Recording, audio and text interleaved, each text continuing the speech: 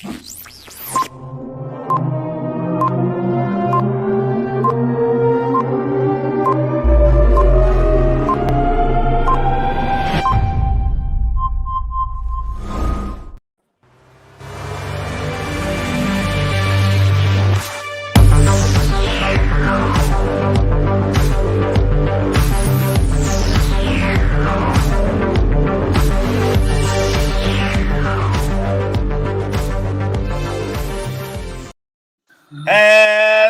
there, everyone. Welcome back to Get Out of Your Surely Die Master here with the boys, DonPrime, Cigars, Bacon, and the Loco Lu.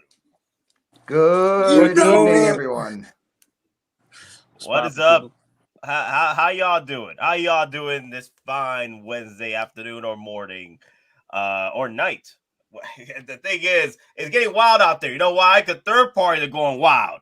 I mean, What the hell is happening? It's Kingpin Gate at this point. I know.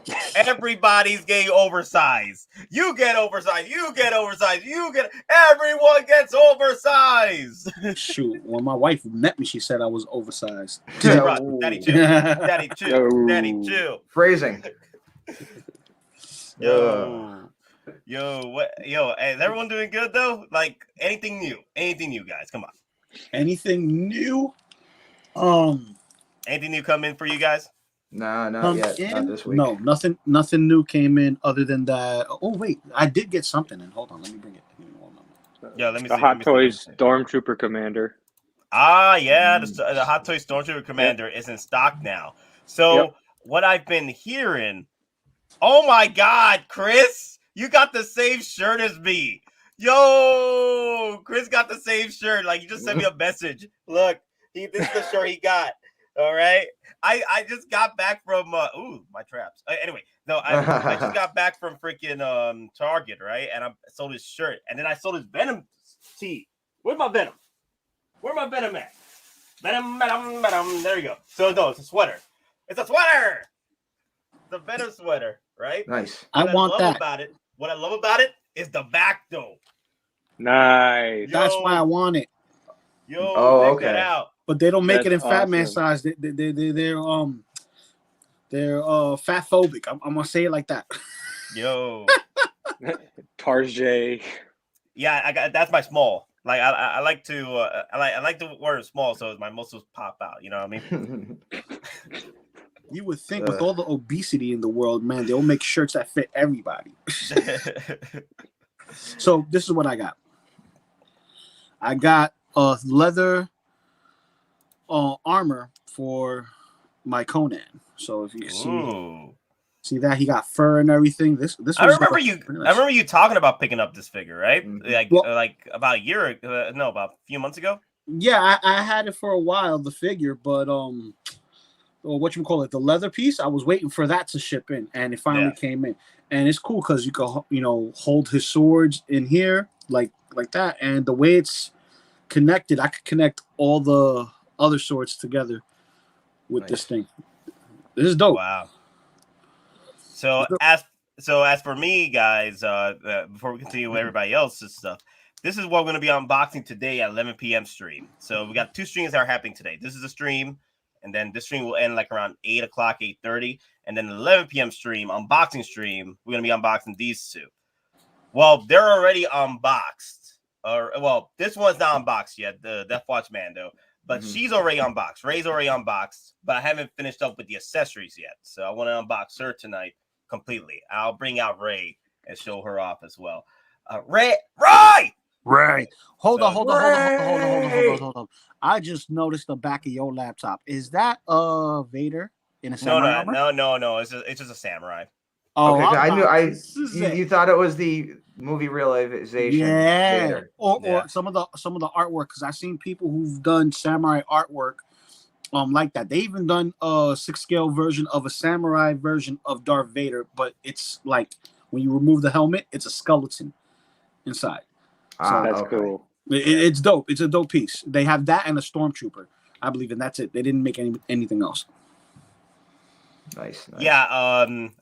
The thing is, I was trying to find covers, to protect the matting of the laptop. I was trying to find some covers out there, and I couldn't find any Star Wars I like that went with the Alienware Mark 15 R4. And the only ones I found were like samurai and Japanese artworks, and I'm like, okay, let me go with the samurai, and it fit quite well. So, Nice. yeah, I'm cool with the samurai look. So, yeah, Nice, man. nice. So DonPrime, anything new from you? No.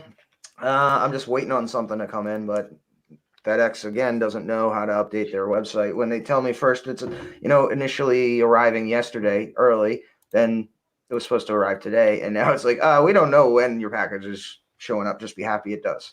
Yo, I was like that with from KG Hobby, my Final Fantasy 7, which I'll be unboxing too pretty soon. The Final Fantasy 7 off. Yeah, he was missing not missing. He was just stuck in the docks in New York. Like I blame Lou. That he had something to do with it. It was stuck. I in the was looking docks. for it, brother. I told you I was gonna hold it hostage for that Hulkbuster, baby. Yeah, it was stuck in the docks for like a month, and then finally got shipped out in the beginning of at the end of January, and then made it here. So it's I like get it. Like a pimp trying to trade a streetwalker for a new Maserati. I'm just saying. Lou called some people at customs and said, "Hey, I got a certain person's package I need you to hold on to for a little bit." Yeah, listen, yeah. I'm loco. You know what it is, man? I didn't go after the company, man. I went after the family. What the yo, daddy, chill. But no, don't talking chill. about the Corona bottles, bro. Damn. I needed a Corona bottle, man. It's all about the family. The family. Speaking of family, Stormtrooper Commander family. So it's finally add to cart, guys. So from what I've been hearing, they made a lot of these. So you guys are good. We are good for now to army build on these. So but the ones I'm going to tell you right now to be careful with, be careful with more of the bottom feeders, like for example the transport troopers, the tank troopers. You want to be careful with those. But this right here, though, this is Army Build Central. I can't wait to Army Build at least 3 of these. I want to get 3, 1 with the Pauldron, and then 2 of them will be with no Pauldron. So it'll be finally my Rogue One Stormtrooper that I always wanted. Nice. I was wondering if they were going to release the Artillery Trooper today, too, because when they did the Unsealed and Revealed, they did the Stormtrooper Commander and the Artillery Trooper together. So I'm pretty sure, like, maybe tomorrow or Friday, they might drop it. Yeah, we'll see what happens with that, man. There's a lot of things. Well, Mark 85 battle damage needs to be dropping. There's a lot of things that need to be dropped. Wow. Oh, hey, so my boy Bob Dylan was doing some research, right? Some research, right? Let me show you. Shout out to Bob Dylan. Bob Dylan was doing some research. I mean, like, he was going in. All right, he was going in. All right, so let me show you something. No, I don't want you to restart a computer. Damn it! Shut up. All right, the computer about to restart itself. All right, so this is what Bob Dylan found, and damn it, I can't zoom in. Yeah, I can't zoom in anymore. Yeah, and what's the use? So pretty much, damn it. So I have to grab. You know what? This is what I'll do. I'll save the photo. I'm going to save the photo because it's over a Messenger. Messenger doesn't allow you to zoom in. So let me save the photo and then I'll zoom in. Hot Toys list. There you go. Hot Toys list. Download. Tisk squared. So you get 4 of them. All right. Okay. There you go. Now I can zoom in. All right. All right. So where's this news? There you go. I like this right here. Okay. So this is what Bob Dylan found, right? And it is very interesting. All right. So look what we have here. This is our speculation, though. Doc Brown, 6'15", right? Marty McFly, 6'16", right? What is 6'15"? Oh, that's the DeLorean 3.0. It has to be. It has to be. It has to be. Have they labeled were the vehicles previously, were they in the normal MMS line numbered, or does the vehicles have a separate number like the video bike game? Right here. The MMS 612, the speeder bike. Yep, you're right. You know what? You're right. I completely forgot about that. So strike that. So yeah, But then you also have 608 and 607 open under Doc Brown. That too. So there's possibly still a chance that Hot Toys is still looking to drop that DeLorean. So I'm hoping that these spots are available for the DeLorean at some point, unless it's another Shang-Chi figure. You know. Well, and here's the thing too. What if they're waiting?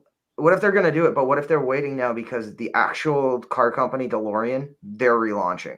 Yeah. Like DeLoreans are getting made again, like the real ones, as in you physical drivable cars. So I wonder if that might be tied into this somehow.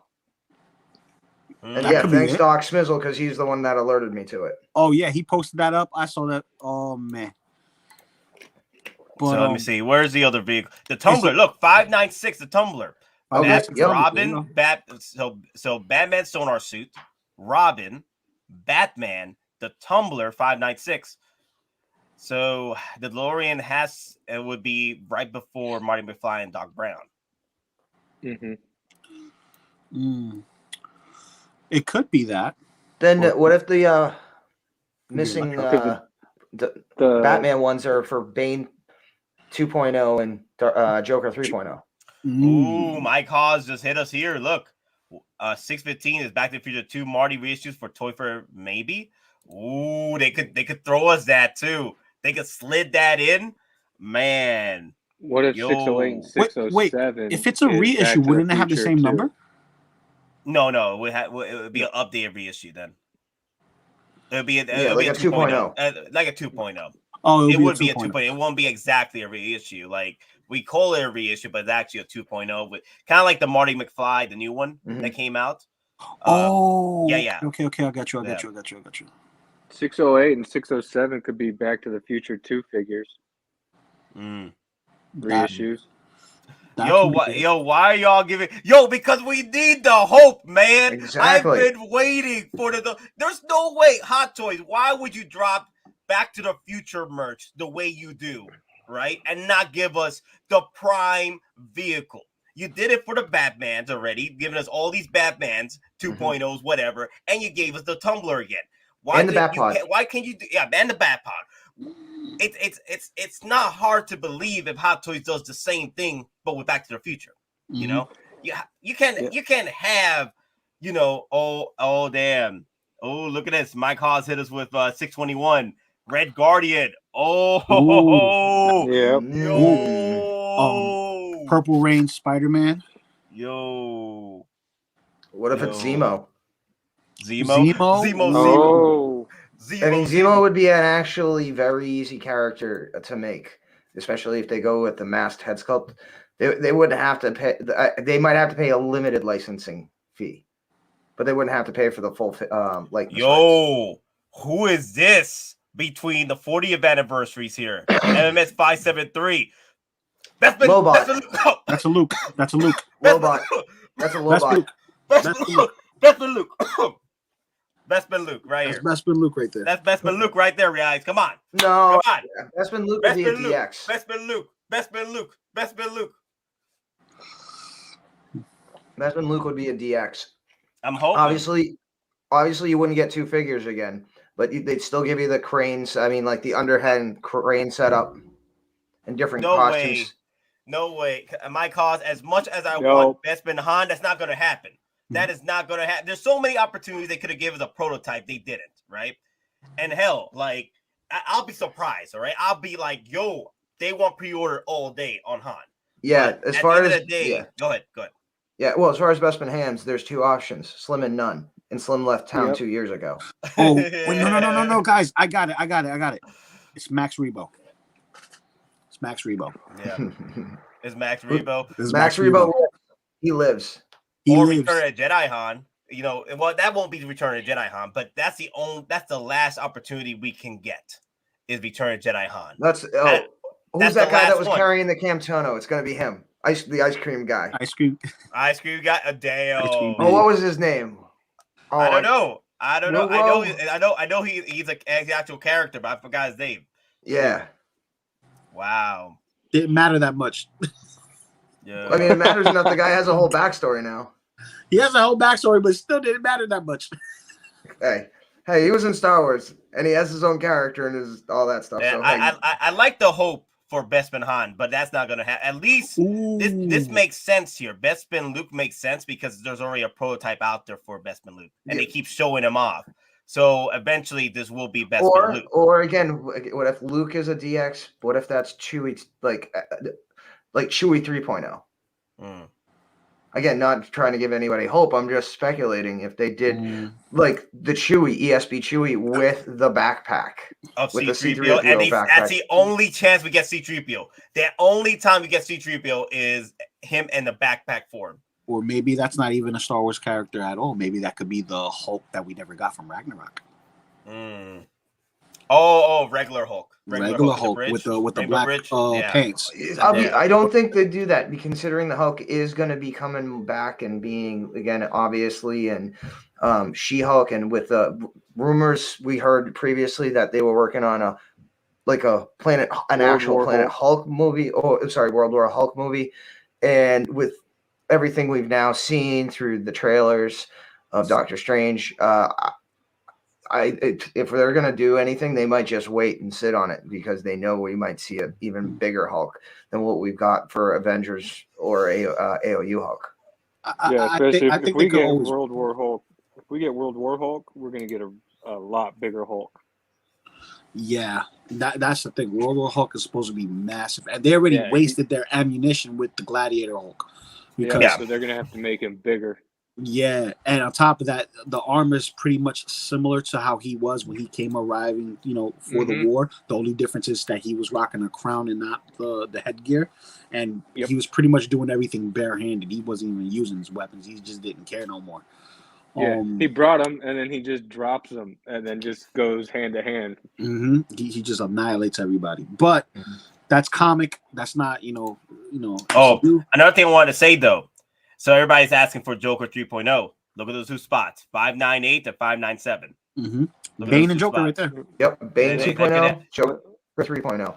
I mean, it could happen. It could happen. Yeah. Oh, now that we're talking about Batman, did you hear Matt Reeves said that part 2 to his Batman trilogy is going to be Mr. Freeze? Ooh. He's going to put Mr. That would Freeze be pretty cool. As one of the bad guys. He plans to have, basically, he's trying to do rogues gallery for all his films where there's multiple bad guys in each film. Okay. So I'm just saying, how would they do? Like, how would he actually translate his Mr. Freeze? Hot Toys make this. He's doing it all dark and gritty, so I think it would look really cool. I mean, it's almost like they almost gotta have him like wearing like a hibernation suit or something. Yeah, I mean, the Riddler's wearing a Russian cold weather mask, cold weather military mask. Yep. Yeah, but see that Riddler looks more like Hush. Like they were trying to implement Hush and Riddler together into one look. It was just, I don't know, it just rubs me the wrong way. Yeah. Oh, and this is fire. This is basically the 3.0 suit that they canceled. This is the 3.0 you were talking about. Yep. Well, I mean, there are obvious differences. Yeah, there are obvious time differences. Has gone by, so they've made it look better from the original. And Michael Keaton's gotten older, so they had to change the body size. But the basic elements, especially like the chests, the gray, yeah, and then the like the chest area pants. And the overcowl where his cape is for the shoulders is pretty much the same. In the hooks, though, it's got like hooks. Yeah, where they actually, so he could probably take that off easier now if he needed to. Yeah. And they changed the bat symbol from the original 3.0 to what we're seeing in this. Yep. His bat symbol's changed. Yeah, this is so I'm guessing this is going to be the same suit he wears in Flash. In the Flash, this is probably going to be the same suit he wears, or it's a transformation suit in between the Mark II with the Mark III. Yeah, because they might throw us the Mark II just for nostalgia's sake, and then he upgrades to the Mark III in that film. I don't think so. Yeah, they may just show it in the armory. Like he may pull it up in the Batcave, and you'll see the Mark II there. But like, or something he's already been working on that he just hasn't tested yet. And that's one thing. Yeah, I could see like a hall of suits, you know, it being displayed. but I don't think he's gonna be in any of those suits other than this one. I'm hoping. Yeah, that's well, what I potentially that's what I think meant. That's what I meant. think you might like, see you know, one it's other displayed. change. Like in all the other Batman movies. Like Yeah, when like he pulls up his armory, you know, he always has the multiple suits, and then he goes to the one that he's gonna wear. Yeah, exactly. Exactly. They're not gonna put a Batman. They're not gonna pull a Batman Forever where they have one look and then they just add silver to everything else. You know I mean, no saying? bat nipples. Oh, I love bat nipples, baby. But Yo, Daddy, chill. What do you mean chill? They're just nature's natural thermometers, bro. Yo. It's thermometers, bro. Let's talk about Batman. Let's talk about Batman nipples. I mean Batman, okay? Batman Keaton, okay? Hey, at least it's not to answer FBJ's question here. You think Keaton can move his neck? And then give me 1 second. Hell no. I need to mute the messenger because this keeps freaking going. It's crazy when this happens, when we're streaming, it goes bananas, the messenger. Let me tell you this. No. No. I was gonna show you why. Look at this. Okay, you see that? You see that's Keaton right there, right? Watch this. He has to move his entire body just to move his neck. Yep. Is he trying to drink something? No, that's like binoculars. He was looking like binoculars or a cell phone. Oh, okay. Yeah. I don't. It looked like a cell phone. Oh, I don't know. It looks like he might be trying to drink a can of Red Bull or something. You see how he has to arch his back. Look at that. That thing probably weighs a ton. He's probably like, oh my god, my head, my back, my back. I do not mind the seamless, like silhouette of the cowl.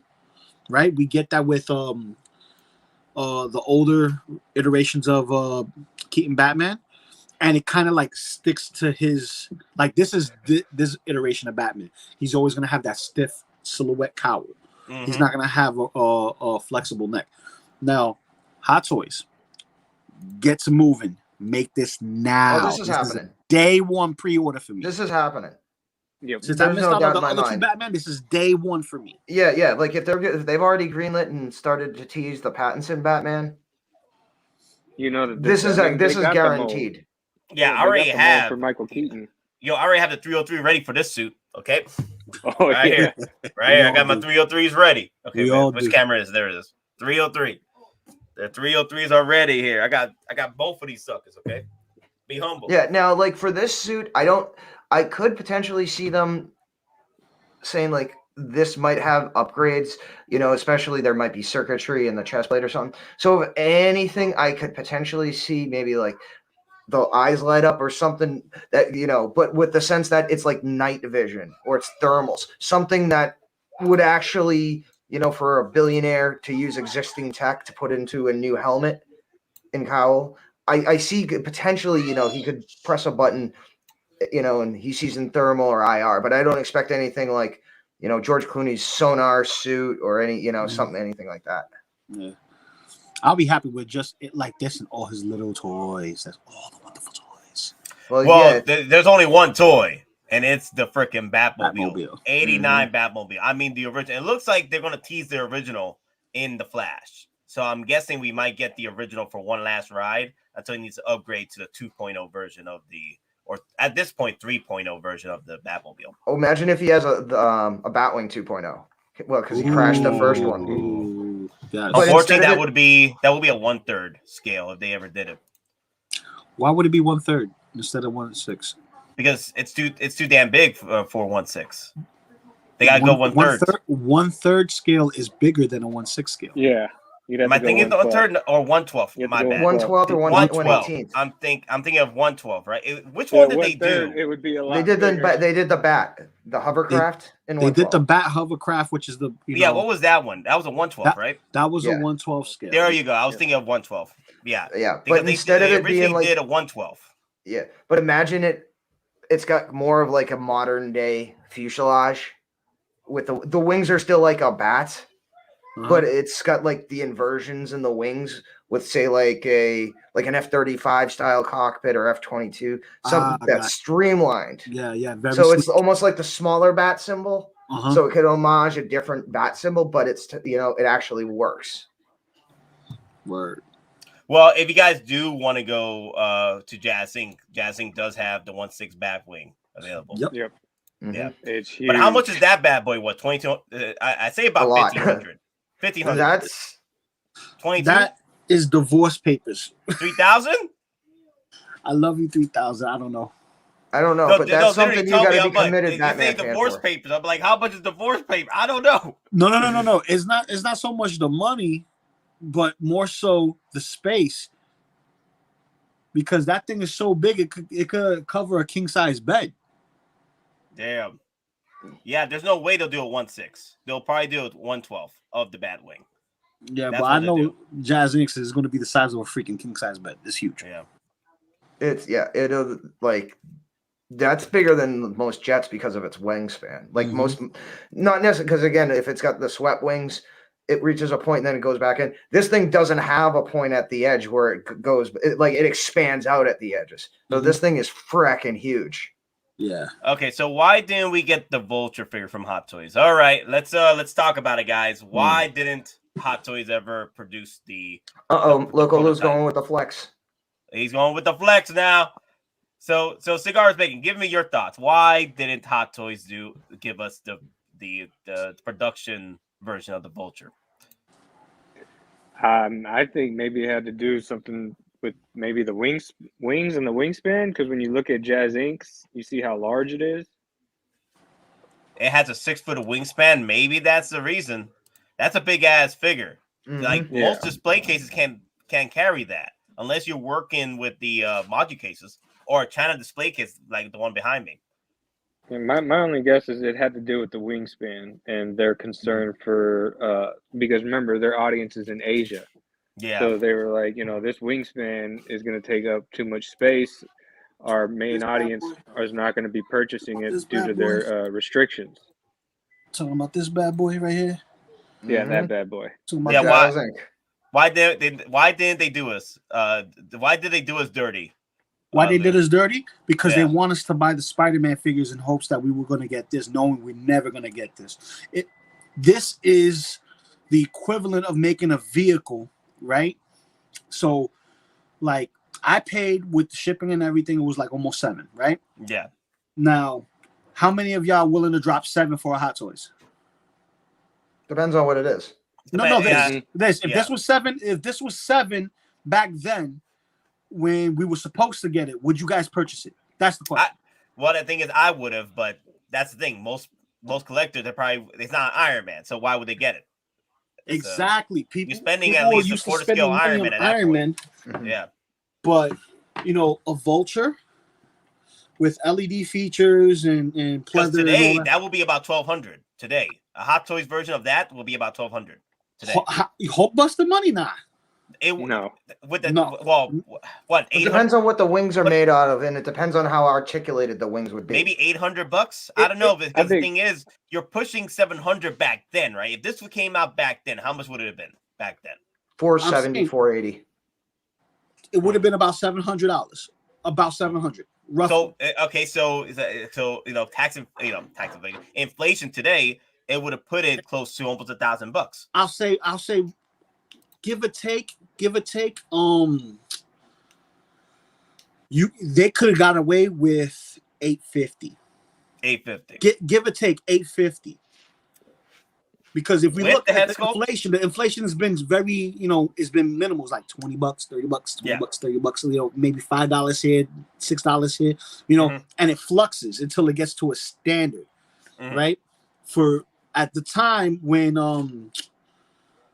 Homecoming was being announced and the figures were slated for pre-orders, those figures was what? $250 for the deluxe Homecoming tech suit. Right, and it was like $230, $240 for the homemade suit. But like $235, I think. Yeah. So at that point in time, when you see something like this massive, right, and you try to put a price tag on it, you would think, like, all right, this is exactly 4 feet. This is 4 feet long, the wings, right, spread straight out. If Hot Toys had 6 feet, the R&D that would go into engineering, like the rods to hold this up and if it's fully articulated and it has a bunch of little pieces, then I'll get that it'll be more lines like going into Hulkbuster prices, because you're talking about multiple little pieces that connect together to pose the way you want it. So articulation points counts, the engineering in it counts. But if it's basic and simple, similar to this, right, I don't see it being no more than $850 at the time. At the time. So that's why I'm saying that today it will be pushing 1,000 just for that. Because they could push 1,000 for this if they really wanted to, but I don't think. But the thing is, it won't price that people would pay. They have to be a little bit more realistic. It won't buy it for 1,000. That's the problem. Exactly. Now, collectors like us, like who want to have it in our collection, yes, because we're out of our damn minds when it comes to collecting freaking figures, right? But I'm just saying here. Ooh, look at that! Damn! Look at that flex! Look at that green eye flex, bro. Yo, yeah, it looks like the night vision. Yo, that's really good. I love that. Oh, now the flex is gone. How dare you? Okay, the flex is good back. Yeah, dim lights. There you go. That's sexy right there. This poses, so you could. Yeah. Right, Loco Lu, for those who don't know, tell them where you get that figure. Jazz Inc., baby. Jazz Inc. That's the only place to go if you want to get this bad boy. Is it still available? I believe so. I believe he had it's made to order, and then he'll have a cutoff time, with certain things. If there's still like enough left over in supply, they'll put it together. For instance, they've done that with the speeders. I mean, not speeders. The freaking Luke's cruiser. The speeder. Cruiser. Thank you. The cruiser. Also with the cockpits for the Millennium Falcon. Also the display dioramas of the interior of the Millennium Falcon, and also the stuff that he's done for DTOF cabinets, and then his own cube for the hallway of the Death Star. So he's done a lot of work, and he's reputable, and he has the best customer service I've ever witnessed. Ever. Like, you send an email, you get a reply like literally within 24, 48 hours. Gotcha. Okay. All right. So people are asking to talk about this. Let's move over to Rest in Power Black Panther premium format. Rest in Power, King. Now look at this. That's beautiful. Look at this premium format, guys. And this is my favorite suit from all the Black Panthers. So the first one. This is the first one. This is a Civil War, which I like. I'm like, yes. Now we talking. Now I don't get me wrong. I like the Black Panther suit, but I really got nostalgic with the silver. Like the Civil War one, like feels like he's buffed up. Like he got that. He got that freaking. He's got that those rage muscles. Rage muscles, yeah. you got them thickness, man. He's a tank. What's up? He's a tank. He's a tank, yes. And pretty much, I really like the actual base. You got the Black Panther statue. That's pretty cool too. That's pretty cool. This is pretty much like a W for Sideshow. The only thing is, I am worried about Sideshow when it comes to the head sculpt. The head sculpt is good. It's Chadwick Boseman, okay? Rest in power, right? But the thing is, it can get worse, okay? It can get worse if they don't, put that 100%. It could get better, though. It could get better with the head sculpt. But I'm hoping... But this is Sideshow we're talking about. This is Sideshow, right? Yeah, and they're not good at reality sculpts. They can't fail. They can't fail with this one. This would be a big L for them if they do my boy Black Panther wrong, man.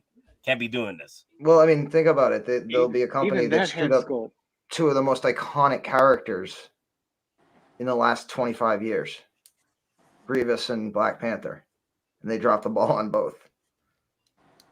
But within a year of sculpt, man, even that head sculpt is off. Like, it looks like something you get from like Iron Studios 1/10. I mean, again, it looks like he got like his eyelid is swollen. Yeah. Like now the posture is good. I like the posture. It's kind of like if he's facing off against the Killmonger or he's coming out the portal. I like it. Yeah, I like that posture too. You know, it's that regalness. Oh my god! Yeah, there you go. But the sculpt, I think that's but one I of their mean, better head Sideshow's sculpts. not good at doing real head sculpts. Like No, when it but comes this to is doing one of comic head sculpts, they're really good. Yeah, No. but this is one of their better ones, though. It's getting there. That head sculpt is getting there. Kudos to the artist. I'm just worried that this will pull another Sideshow situation, and it's gonna get worse with the final production photo. I'm hoping they keep up with the detail on this. Keep it up, perfect it, guys. You want this W. You want this W. All right. Oh yeah, if they can get the likeness by the time it's ready to be pushed out, it'll sell. It'll sell really well. Is this quarter scale or 6? It's quarter. It's premium format, premium which format. is essentially Premium a quarter format? scale. Okay. They call it this premium is format figure. They have a weird scale setting with their premium formats. It's like 1/5, 1/4, but they never match the measurements. So they call it a custom 1/4 is what they say. That means lazy. Ching. Oh my god, that laugh was killing me.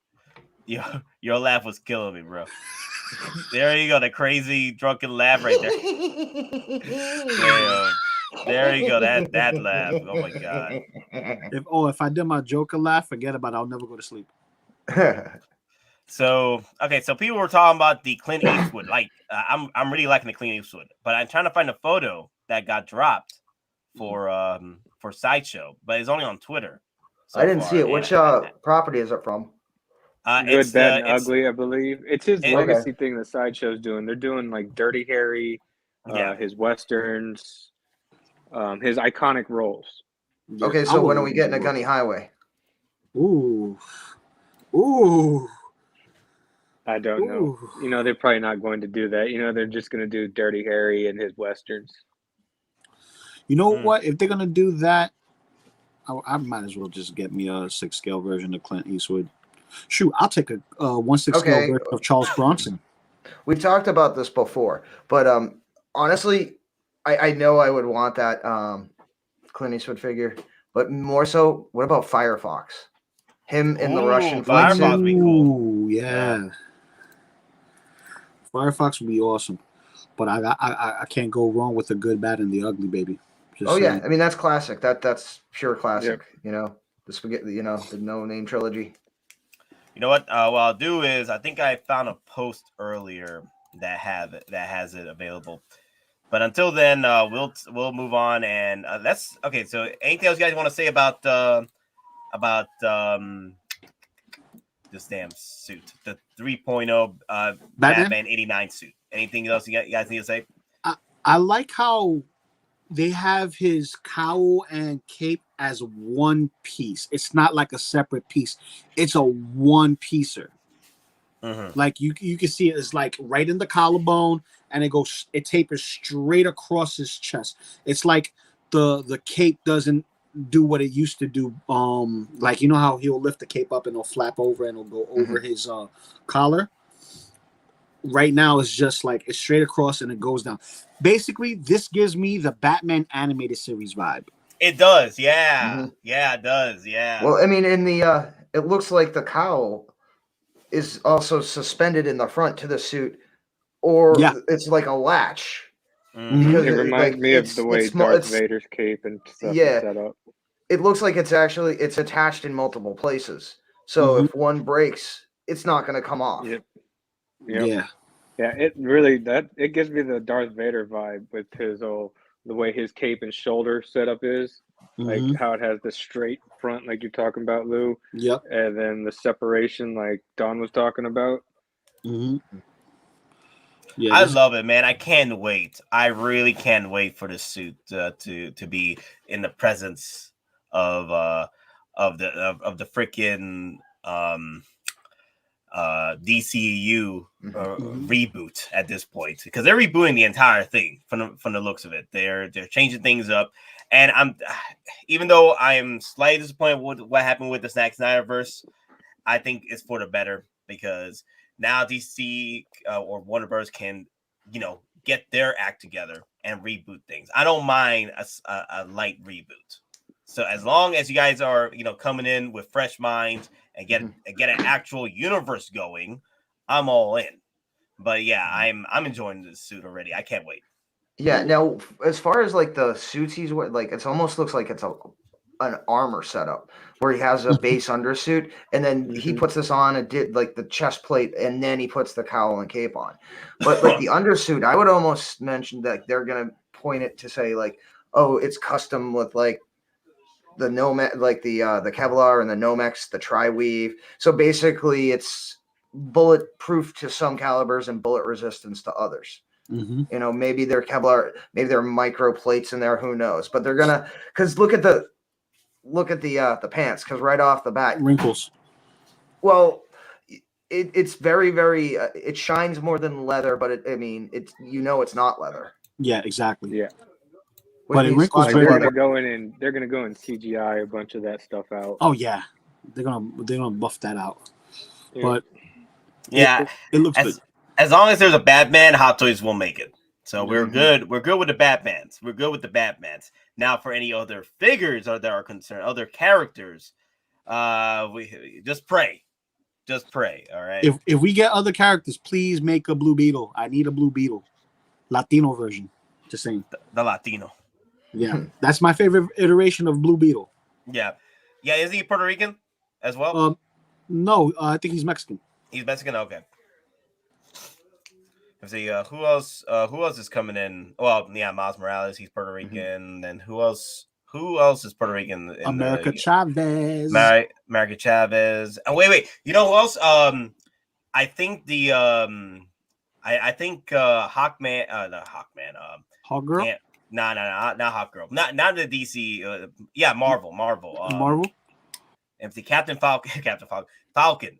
I think his partner, the Air Force guy, the Air Force intel lieutenant. Yeah, the sidekick. His sidekick is supposed to be Puerto Rican, but I think they changed it up in the actual MCU timeline. Yeah. Well, the Air Force guy, is he? I thought he was. No, he's not. No, he's he's Latin, but he's not Puerto Rican.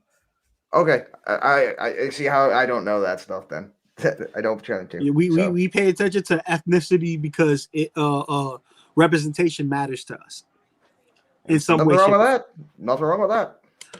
Guys, I'm wondering how Johnny Storm Hot Toy would work. Will there be a separate figure for when he's in the blue suit and when he's flaming on? What do you think? Yeah. There's only two ways to do Johnny Storm, and I can see them doing a multiple versions of certain characters, unless like I can see them doing, all right, this is a generic version of the characters where they have all a bunch of gadgets and stuff like that, right? But then you have the power sets, which is like invisibility, which means a translucent figure, which I don't think Hot Toys will do. But that will also fall in line with Johnny Storm, because majority of the times when you see Johnny Storm done as a figure, he's translucent. He has to have that transparency, just so that way light could go through and it makes it look a whole lot cooler. It's going to have to be maybe a 2-pack at that point. I can see a 2-pack happening. I can see the Storm family being a 2-pack with their power specifically, because Mr. Fantastic, you can literally get away with him just being a single packed individual with all the extra bendy stuff, and then throw in more bendy stuff with like Ben Grimm. Yeah, because Ben Grimm is a piece of rock. You know what I mean? He's not gonna have much to offer other than a trench coat, some glasses, and a hat if you give them that. Now, for Invisible Woman, I can see her having the head sculpts and the hands being invisible, and her body. I don't see them doing a 2-pack for her, but the head sculpt, there could be a multiple head sculpt. A second head sculpt will be invisible, and then Ben Grimm, the Thing, he would be pretty much sort of like a Hulk figure. See, I think you guys are overthinking this, because Hot Toys, they'll do it. They've already done things that basically mean they can do it now. So first you get your standard figure, but then you get, again, you have a situation like Captain Marvel, where you have the light, her pegs are the light up features, and so you create red hands or fire hands, different fire effect hands. You get like the Ghost Rider style head. Uh-huh. And then you can have the actual effect pieces that have the light piping and put them around the body. Mm-hmm. Oh, okay. Mezco is doing that with their Fantastic Four set for Johnny Storm, where he's gonna have a LED feature in his head, but he's gonna be majority just the suit and then flame effects attached to the figure. Okay. So he'll still be in his suit, but the face and the gloves are gonna be in like the flame on portion. Okay. And then the rest of it is just fire that he controls around him, just to surround him. That's how Mezco's doing their version. Okay. And Invisible I didn't even know that. Yeah, because I pre-ordered the pack for the box set, the big tin, and that's supposed to be dropping anywhere between now and May. So I'm like, that's like $480 right there for the box set. But it looks good. Figures. Peacemaker Hot Toys season finale tonight. No, my case. If they do a Peacemaker, they don't need to throw us John Cena's head sculpt. All right, they can throw us just the actual helmet itself, right, and the multiple helmets. I'd rather have a Peacemaker for the show than we do, unless they do amalgamation where they give us a Peacemaker for Suicide Squad with the accessories, deluxe pieces from the actual show. That'd be pretty cool. Yeah, I can see that. Yeah. Yeah, and tonight is the Bo-Katan reissue. The Bo-Katan reissue. Oh my god, bro! I just saw that. yo, Hot Toys, you already got the bases, all right, with the prototype.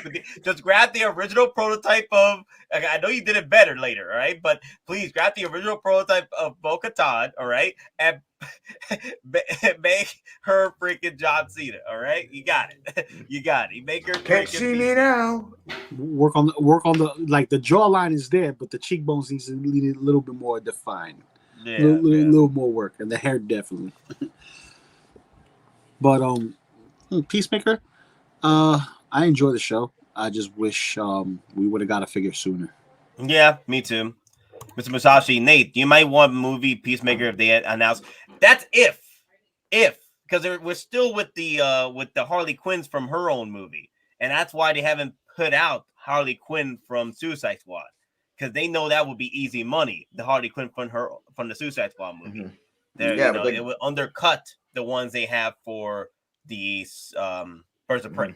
Yeah, they don't want to undercut Harley, but they have no problem undercutting Mando or Luke. They sell though. That's the problem. They sell.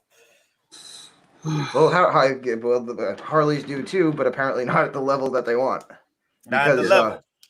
Because don't Harleys go for decent money on the aftermarket after it's sold out? Like they generally retain their value. The first two did, right? The first two, yeah. But I don't know about this one because this movie flopped so hard. Yeah.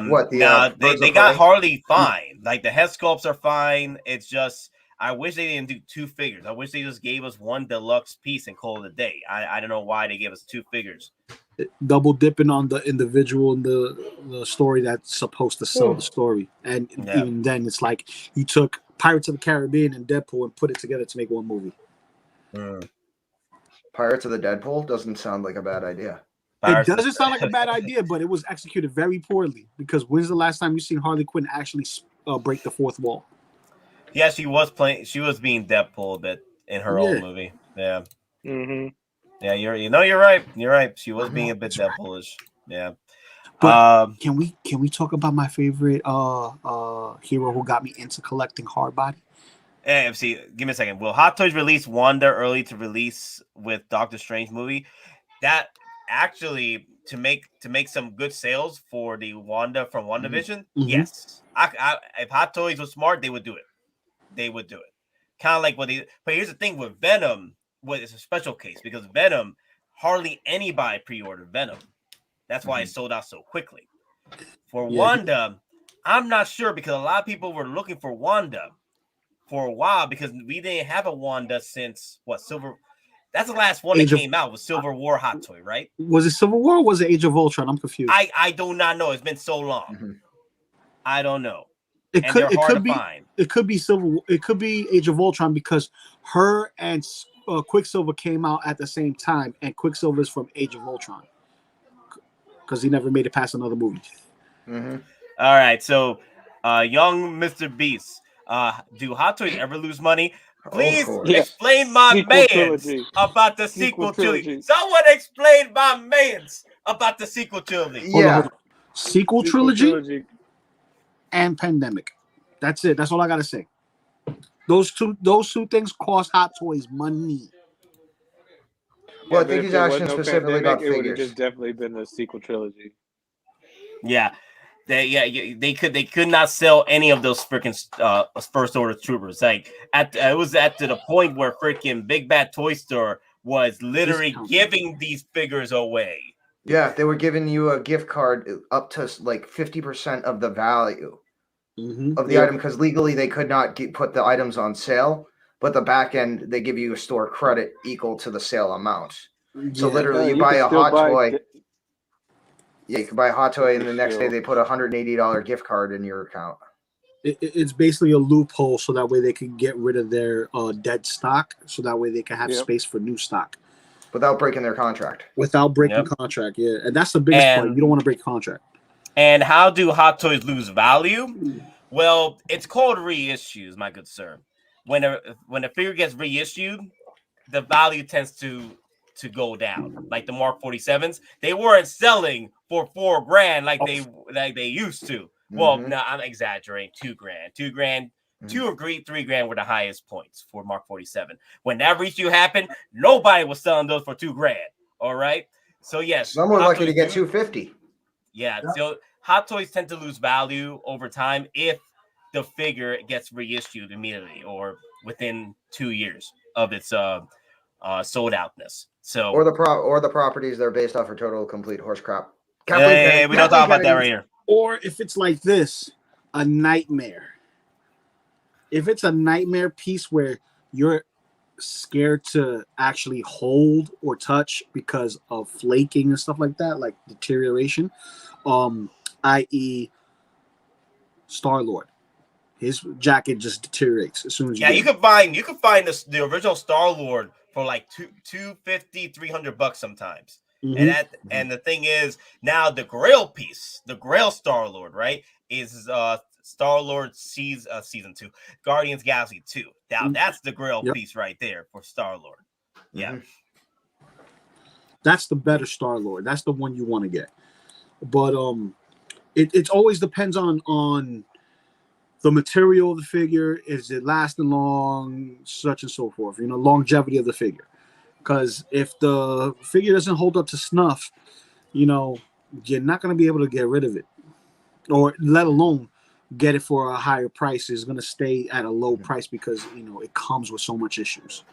Yeah. Mr. Musashi, is any of you getting Omni-Man? Yes, of course. You out of your damn mind? Yeah. Of course I'm getting Omni-Man. Okay? I'm not getting Omni-Man. No, I mean, nope. It's cool, but not cool enough for me to drop the money on a figure. Because if I get Omni-Man, then I'm gonna need to get this. And Daddy chill. Also, with X-Men being potentially in the MCU, would you guys pass on Soso Toys' future releases? No, because with Soso, there's opportunities for figures that Hot Toys won't make. If Soso does a Juggernaut, I'm gonna pick that up because Hot Toys probably won't make a Juggernaut. If they do, it'll be like years down the line. So my Juggy. So you gotta play the game. They make a Wolverine and Sabretooth. Yeah. So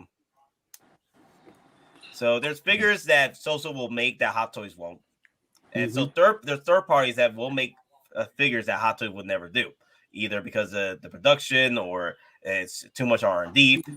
So now let me ask you a question. Two Juggernauts already.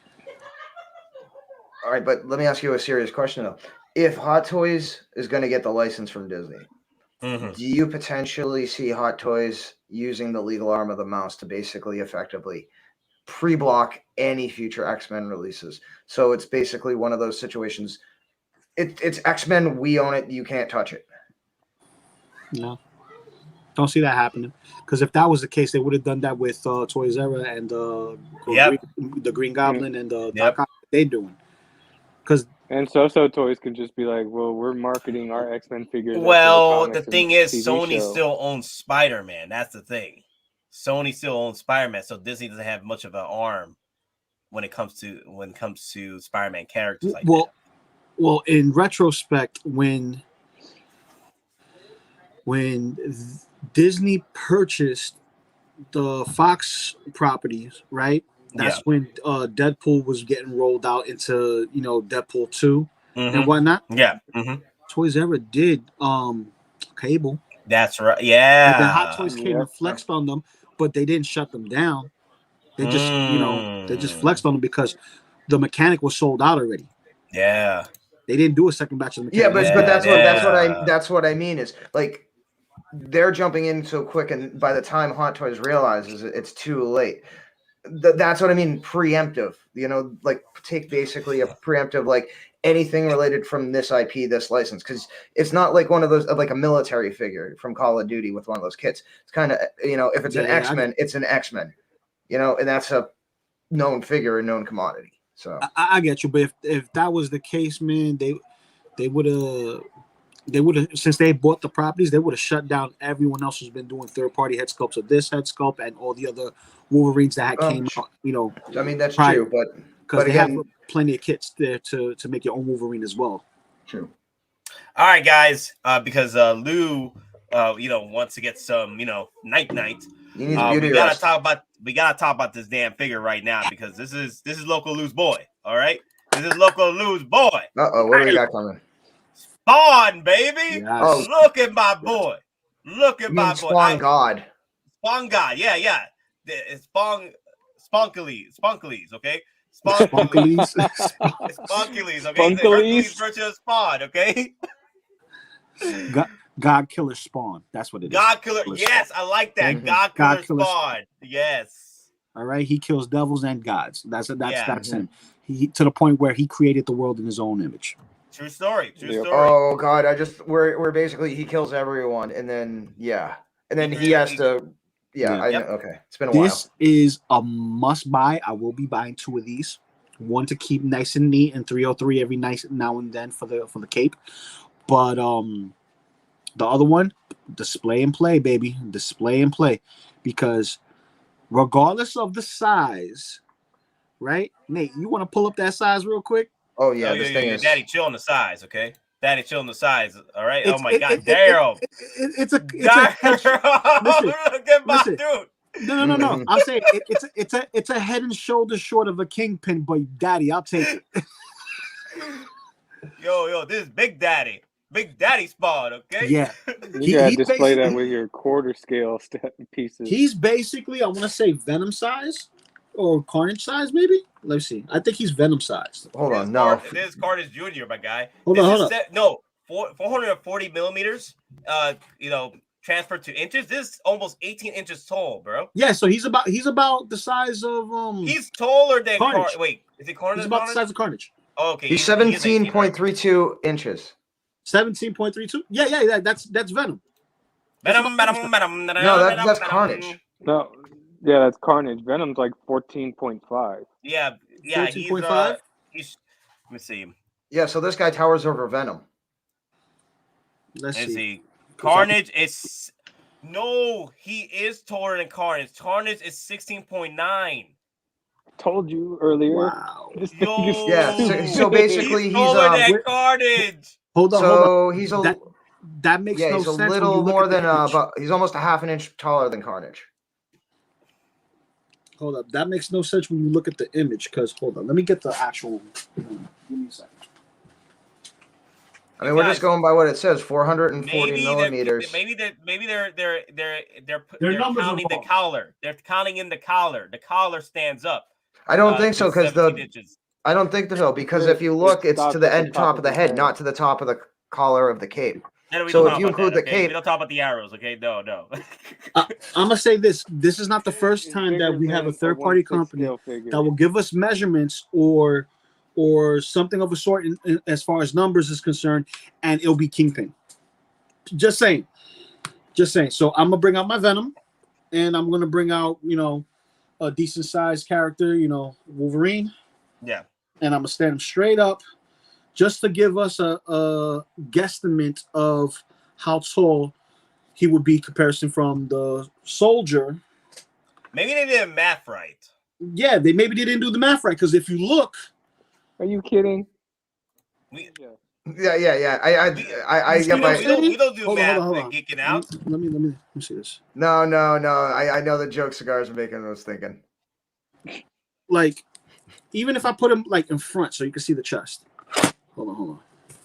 He's like dead in the center of his chest. Now, if you look at Spawn, the soldier barely up to the guy's torso. He's just a little bit taller than Venom. You're right. Look at that. So you see, he would be like somewhere around here. Well, again, you're also the perspective. Then there's also perspective, because again, you put it right in front of it, and then he looks even smaller. Well, that's if I do it like, like that. That's different. Like, I literally put it in here just so I could see for myself. He's like right here. His headline goes right here, so you can measure it towards here, right? Mm-hmm. So literally, it's like this. It's like this. I'm lifting up Venom right now. This is how tall Spawn would be compared to a 6 scale. That's 17 inches? That's roughly 17 inches, give or take, because I'm like, hovering it in the air. But I'm literally doing my guess based on how far the shoulder, neck, and the head meet and the chest meets. I can't believe people still bring it up Moz's tape measuring. What happened? No, Fat Gadget brought up Moz's tape measure. Oh my god. Oh god. Oh my god. Wow. Shout out to Moz. Wow. But and here's the thing. I have my Wolverine. His legs was together in the shot. The soldier's legs is separated. Oh, crotch shot. Look at that. Damn. That's perfect, man. Like, yep. Yo, the details amazing. I can't say no to this, guys.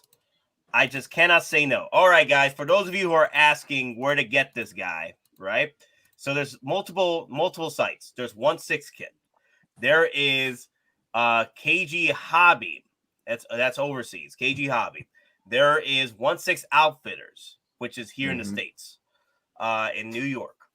There is Comic Sanctorum, right? You have multiple platforms to go purchase this. Now, KG Hobby, I would recommend KG Hobby, but KG Hobby is going to take you about a month to get this once they get it in. Once they ship it out, it'll take about between 2 weeks to a month, right? Sometimes it'll take about a month because it's stuck in the damn docks. Because that's what happened to me. Like, I ordered my Final Fantasy Sephiroth, and it came from KG Hobby. It took a month because it was stuck in the damn docks. All right. So in this situation, I'll just wait and order from 1/6 Outfitters, because here in the States, it'll be a little bit extra, but I don't have to worry about it getting stuck in the damn docks. It's just get it right here. So I don't mind spending the extra $30 to get it from 1/6 Outfitters. Yeah. Yeah, Spawn is roughly the size of Thanos. Yeah, he's the Titan Killer. Yeah, this is the Titan Killer. Yeah. Spawn. This is all right with me. This size is all right with me because of what I know about the character, what I remember from the comics. This guy literally killed God and Satan and created his own image upon the world. All right, so this character of this size, this monumental power. Yeah, I'm all right with this, the way this figure is. And I could work with him. Like, I could put him in my Avengers display case with everybody and their mother over there. That's my Avengers setup over there. Like, everybody from every universe coming into play for Endgame. So now, I'm going to put him next to Venom. Yeah, I'll put him next to Venom. I'll put him next to Venom. I'll put him next to Batman, bro. Get that crossover going. Oh, yeah, Spawn versus Batman. You know what I'm saying? Got 2 comics of those. Now, here's the thing. Spawn, I can have him opposing to everyone else. Usually when you see him in the anime and the mangas or the comics, because there is a manga of Spawn, he's opposing. He's big and broody and he's tall the way he's drawn. But yes, the numbers don't match. But if we really want to play semantics, You know, same thing could be said about Hugh Jackman and all this other stuff, but you still buy it anyway, right? You'll buy it anyway. Same thing with Carnage. Carnage is supposed to be a little smaller than Venom, but in the movie they didn't do it that way. They made him taller, and you're gonna buy it anyway. If you're you know, a completist or you enjoy the character, so on and so forth. This Spawn right here, even if you don't have any figures and you just have statues, you're gonna want this guy. This guy right here is a must-have because we're never gonna see it happen from McFarlane. Just saying. Also, another thing, King, even though he's nearly a Kingpin at this point, or surpassing Kingpin at this He's point. He's head and shoulders shorter than the Kingpin. Head and shoulders, okay. He's rivaling that of Kingpin. Yep. Unfortunately,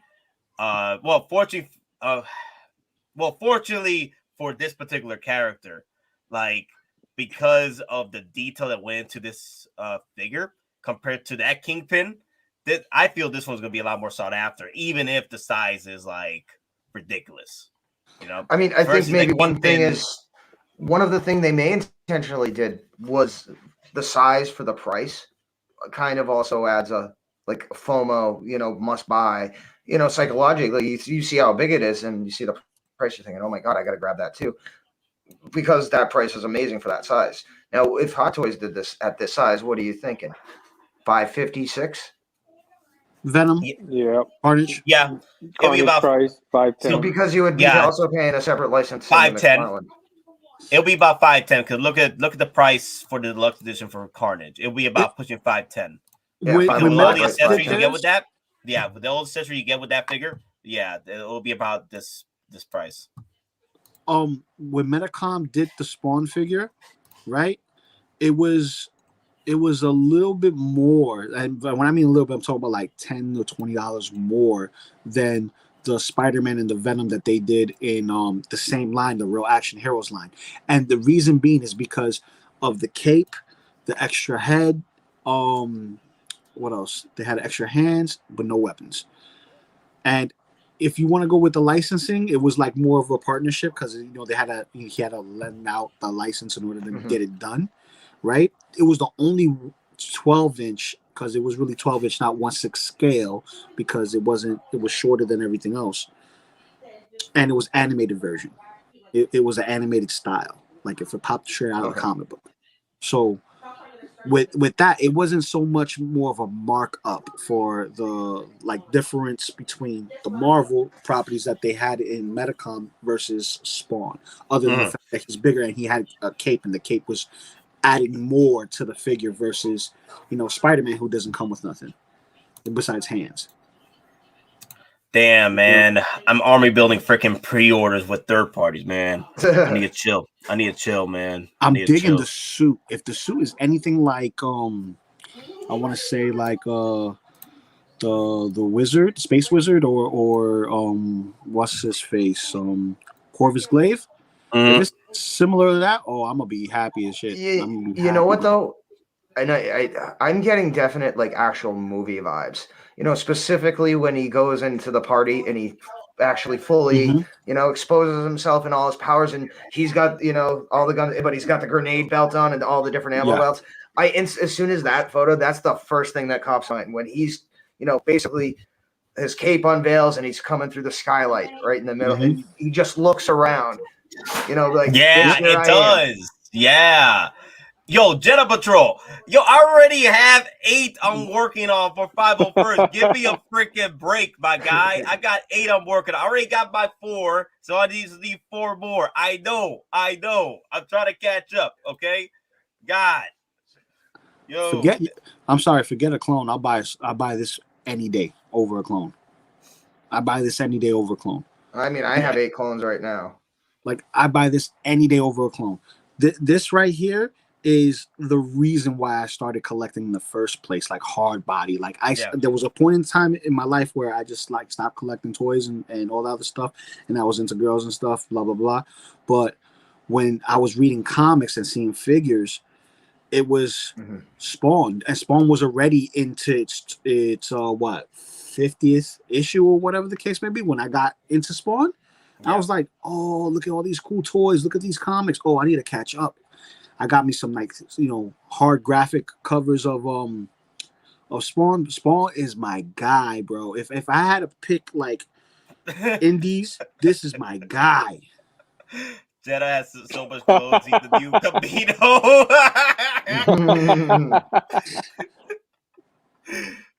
Oh damn!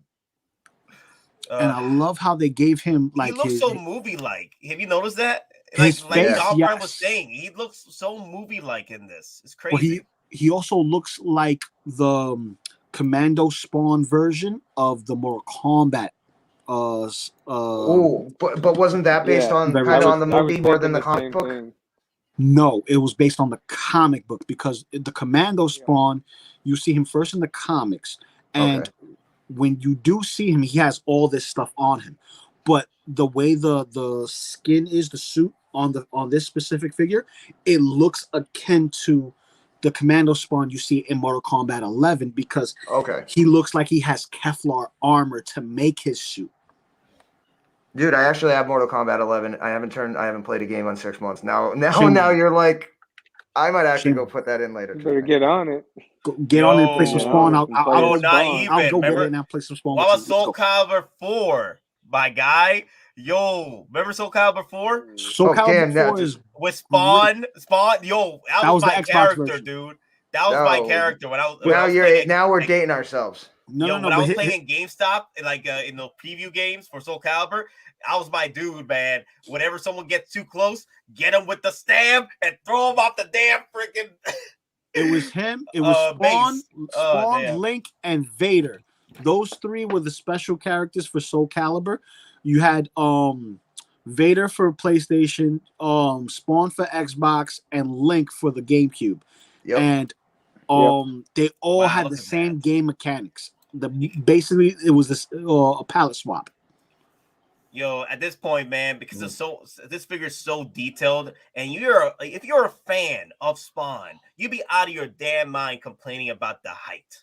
All right, this is a piece you want to display right by itself, or like in a freaking like pedestal, man. I mean, you got like figures like taking him on like he's a big boss or something, Yeah, you can tell whoever did this or the team that worked on this. They are Spawn fans because they put love into this figure. So they probably consciously made the decision to oversize him because of what Spawn represents to them. And so that additional size is supposed to represent his true lethality, like we've talked about before. Like he's literally killed, like, you know how Deadpool kills the Marvel Universe? Well, like literally Spawn kills everything in existence. And then, snaps his fingers and like we're gonna start again. So literally he is Thanos, he is God, he is all those entities. The one above all. Hey, when we say that no one can beat One Punch Man, this is the guy that will probably stand toe to toe with One Punch Man. That's how much powerful Spawn is. Popeye beats One Punch Man. Lou, don't bring this up again. But hey, Loco Lu, he needs drugs. He needs spinach. So no performance enhancing drugs. Hold up. Popeye came out of thin air, ate some spinach, and started whipping butt. How do you come out of thin air? Plot armor? I don't know. Thin air. You was already a waste from existence, and out of nowhere, your pipe comes out of nowhere, and you eat some spinach, bro. Come on. You know what? Look, when you're talking like that, I just had the music. Wait, Captain Rex could be One Punch Man. Now he's trolling. Now Jenna's trolling. No way. But let me see. So this figure, he's running for 323 and 1/6 Outfitters, and I think KG Hobby they got it for 275. Let me make sure. Let me go to KG Hobby real quick. So with shipping from 1/6 Outfitters, for me anyway, it will be about $25 or $30. So it puts it at 350-ish when it finally gets released over here. So and then with KG Hobby, I got it right here. Let me sure. Now with KG Hobby, Now this is going to be interesting. KG Hobby, if it's $275 there, right? Mm-hmm. And the shipping over there, I think it's between $40 and $60. Mm-hmm. I think what I remember from coming from there, they raised up the prices after what happened with the shipping issues over there. Oh, it's $215. $215, so $60. So you're saving, if you want to wait about a few weeks and a month, you're saving about $60, honestly. Well, if your shipping comes out to 60 or 40, $60, you are saving about 60 than going to 1/6 Outfitters. But I do recommend KG Hobby because I bought from them and I got bought from them too. I got my White Ranger from them. Yeah, they're legit. I bought the Tony Stark workbench and other like USB powered LED kits, so they're legit. Jonathan right here, back in grade school, Captain. Yo, all we talked about in grade school, man, it was freaking whatchamacallit, like who was stronger, Goku or anybody else? If he can be Goku, then he's cool. Yeah. If he can't be Goku, get out of here. Yeah, it was all anime at that point. But can he be Goku? Can he be Goku though? That's the question. Can he be Goku? That's the meme. Question: is there a down payment plan over here? No, KG Hobby doesn't have a payment. No, 1/6 Outfitters doesn't have one. KG now you can spend the first 20% off on this, and then that's it, or go full payment and save 3%. But they ask for a 20% deposit, right? And then so that'll be a $43 deposit on this. Then with now Comic Sanctorum, they do have payment plans. So, but this is available at Comic Sanctorum. Yeah, but apparently with Comic Sanctorum, and again with some of the comments, maybe it was because of what was going on with Toys Wonderland and the whole PayPal issue. But apparently people were trying to do pay plans through them, Comic Sanctorum, and it was literally charging them the full amount for each pay plan. So there was a glitch in their system. Wow. What I've told V. Stop messing with the slate, Matrix, bro. What's the slate for this? What's the slate? Let me see. Q3 2022. So it's this year. Q3. Q3. So basically, I mean, we're with what? 37 days April left for Q2. That's a quick turnaround. No. You're looking to July, August, September. That's Q3. There you go. Venom Spawn. Venom. Well, technically speaking, Spawn is a Venom because his Letha, his suit, it's a symbiote. It's necroplasm, right? Yeah, the necroplasm is the blood inside, and it feeds off of that. The suit itself is a symbiote. It's a variant. It's from the House of Letha. He's a variant of Venom. Yeah, basically. Yeah. At this point, he'll be a variant of Null. Like Spawn is basically every cool character you could think of put together into one character. You have Doctor Strange, Spider-Man, Venom, freaking Ghost Rider. Because if you want, you could rip his own head off and face off and cover it in flames. He's also got to remember though. A lot of people again come with Spawn. And Punisher. Got to remember he was a freaking badass commando before all this crap went down. So even without these powers, he can still snap your ass backwards 3 ways from Sunday. Punisher. There you go. There's your Punisher right there. Yep. All mixed in. And since he has spikes on him, think of it like Wolverine. You know, he can make spikes pop off of him at any point in time. And like I said, Ghost Rider with the flames. He got the chains too. That big Doctor Strange kit. Come on. Toy box. My shipping was around $32. That's not too bad. Yeah. I think mine were about 40. Well, it was about 40 for 7 feet off. When it came from KG Hobby. When I'm in New York, it's probably I'll be pre-ordering this tonight. I'm doing this tonight. I'm really putting a deposit in tonight for this. So if I miss my chance at 1/6 Outfitters, KG Hobby is my backup. I usually my backup. Last minute backup is Comic Sanctorum because they throw in that payment plan. I haven't bought from them in a while though. After what happened with the PayPal situation, I might not do that again. It'll be something that has to be cheap though, like maybe between $30 to $100. Then I'll probably buy it. But anything other than that, I don't know. I'm kind of iffy about it. Yeah, my 1/6 outfit is I got was it 1/6 outfits? No, it was 1/6 kit. I got the 1/6 kit. I think you're talking about 1/6 1/6 kit. I got the Venom Eddie Brock, Tom Hardy, Parasitic? 2.0 figure, the Parasitic Man. I got him on deposit, and he's supposed to be another third quarter figure. So, on him, man. Once example got on him, man. There you got go. on him, man. And his turnaround's what? Third quarter. Look at quarter as well. 1/6 Outfitters Spawn comes out Q4. Yeah, it comes out next year, so you have time. Spawn till Q4. So I think I may do that with 1/6 Outfitters. It may come out longer. I don't mind waiting.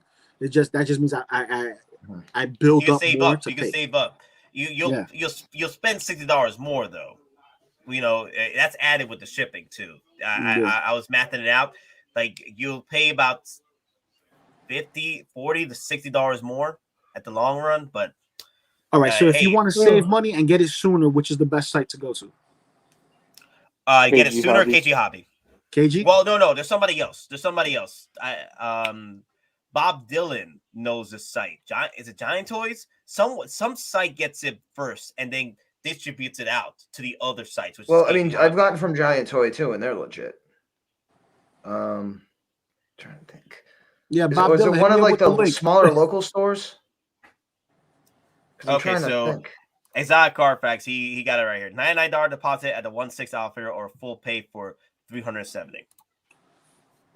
So you will say you'll get it sooner, but thing is you'll pay it off sooner as far as like KG Hobby will get theirs first, right? Other than 1/6 Outfitters, KG Hobby will get there first if you're going with KG Hobby, but then it'll take about a few weeks to a month to get it to you. Yeah. Well, it also depends on your shipping.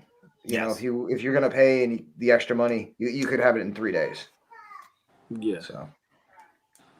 Because I'm looking forward to getting Spawn in hand like right away, and my second one, 303 him and then put him back in the box.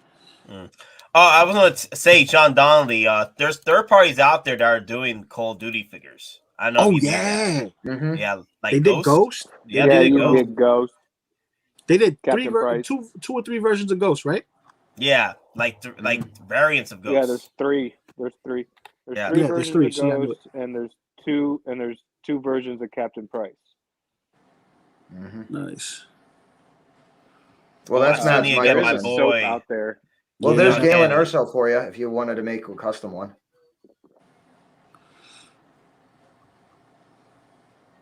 Leon sold out, right? No, Leon's still around. He's still over at Sideshow as well. Yeah, I need to get Leon because the Leon's gonna go with my Deadpool. Yeah, I need Hot Toys to do one eventually. That'd be nice. I think this sort of like Call of Duty here. See, where is it? They don't have it. It's let me write in Ghost. Let me see if they have it as Ghost.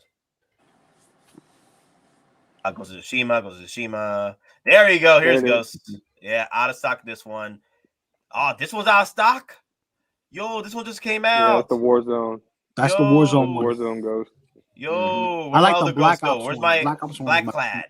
Where's my Black Clad one? That's the one I really want. Oh, yo, that's the other Modern Warfare here. It's gone. That's Modern Warfare 2 Ghost. Let me go to KG Hobby real quick. Let me see if they still got Ghost. I need to get one Ghost at least. And so, I like the Black Clad one.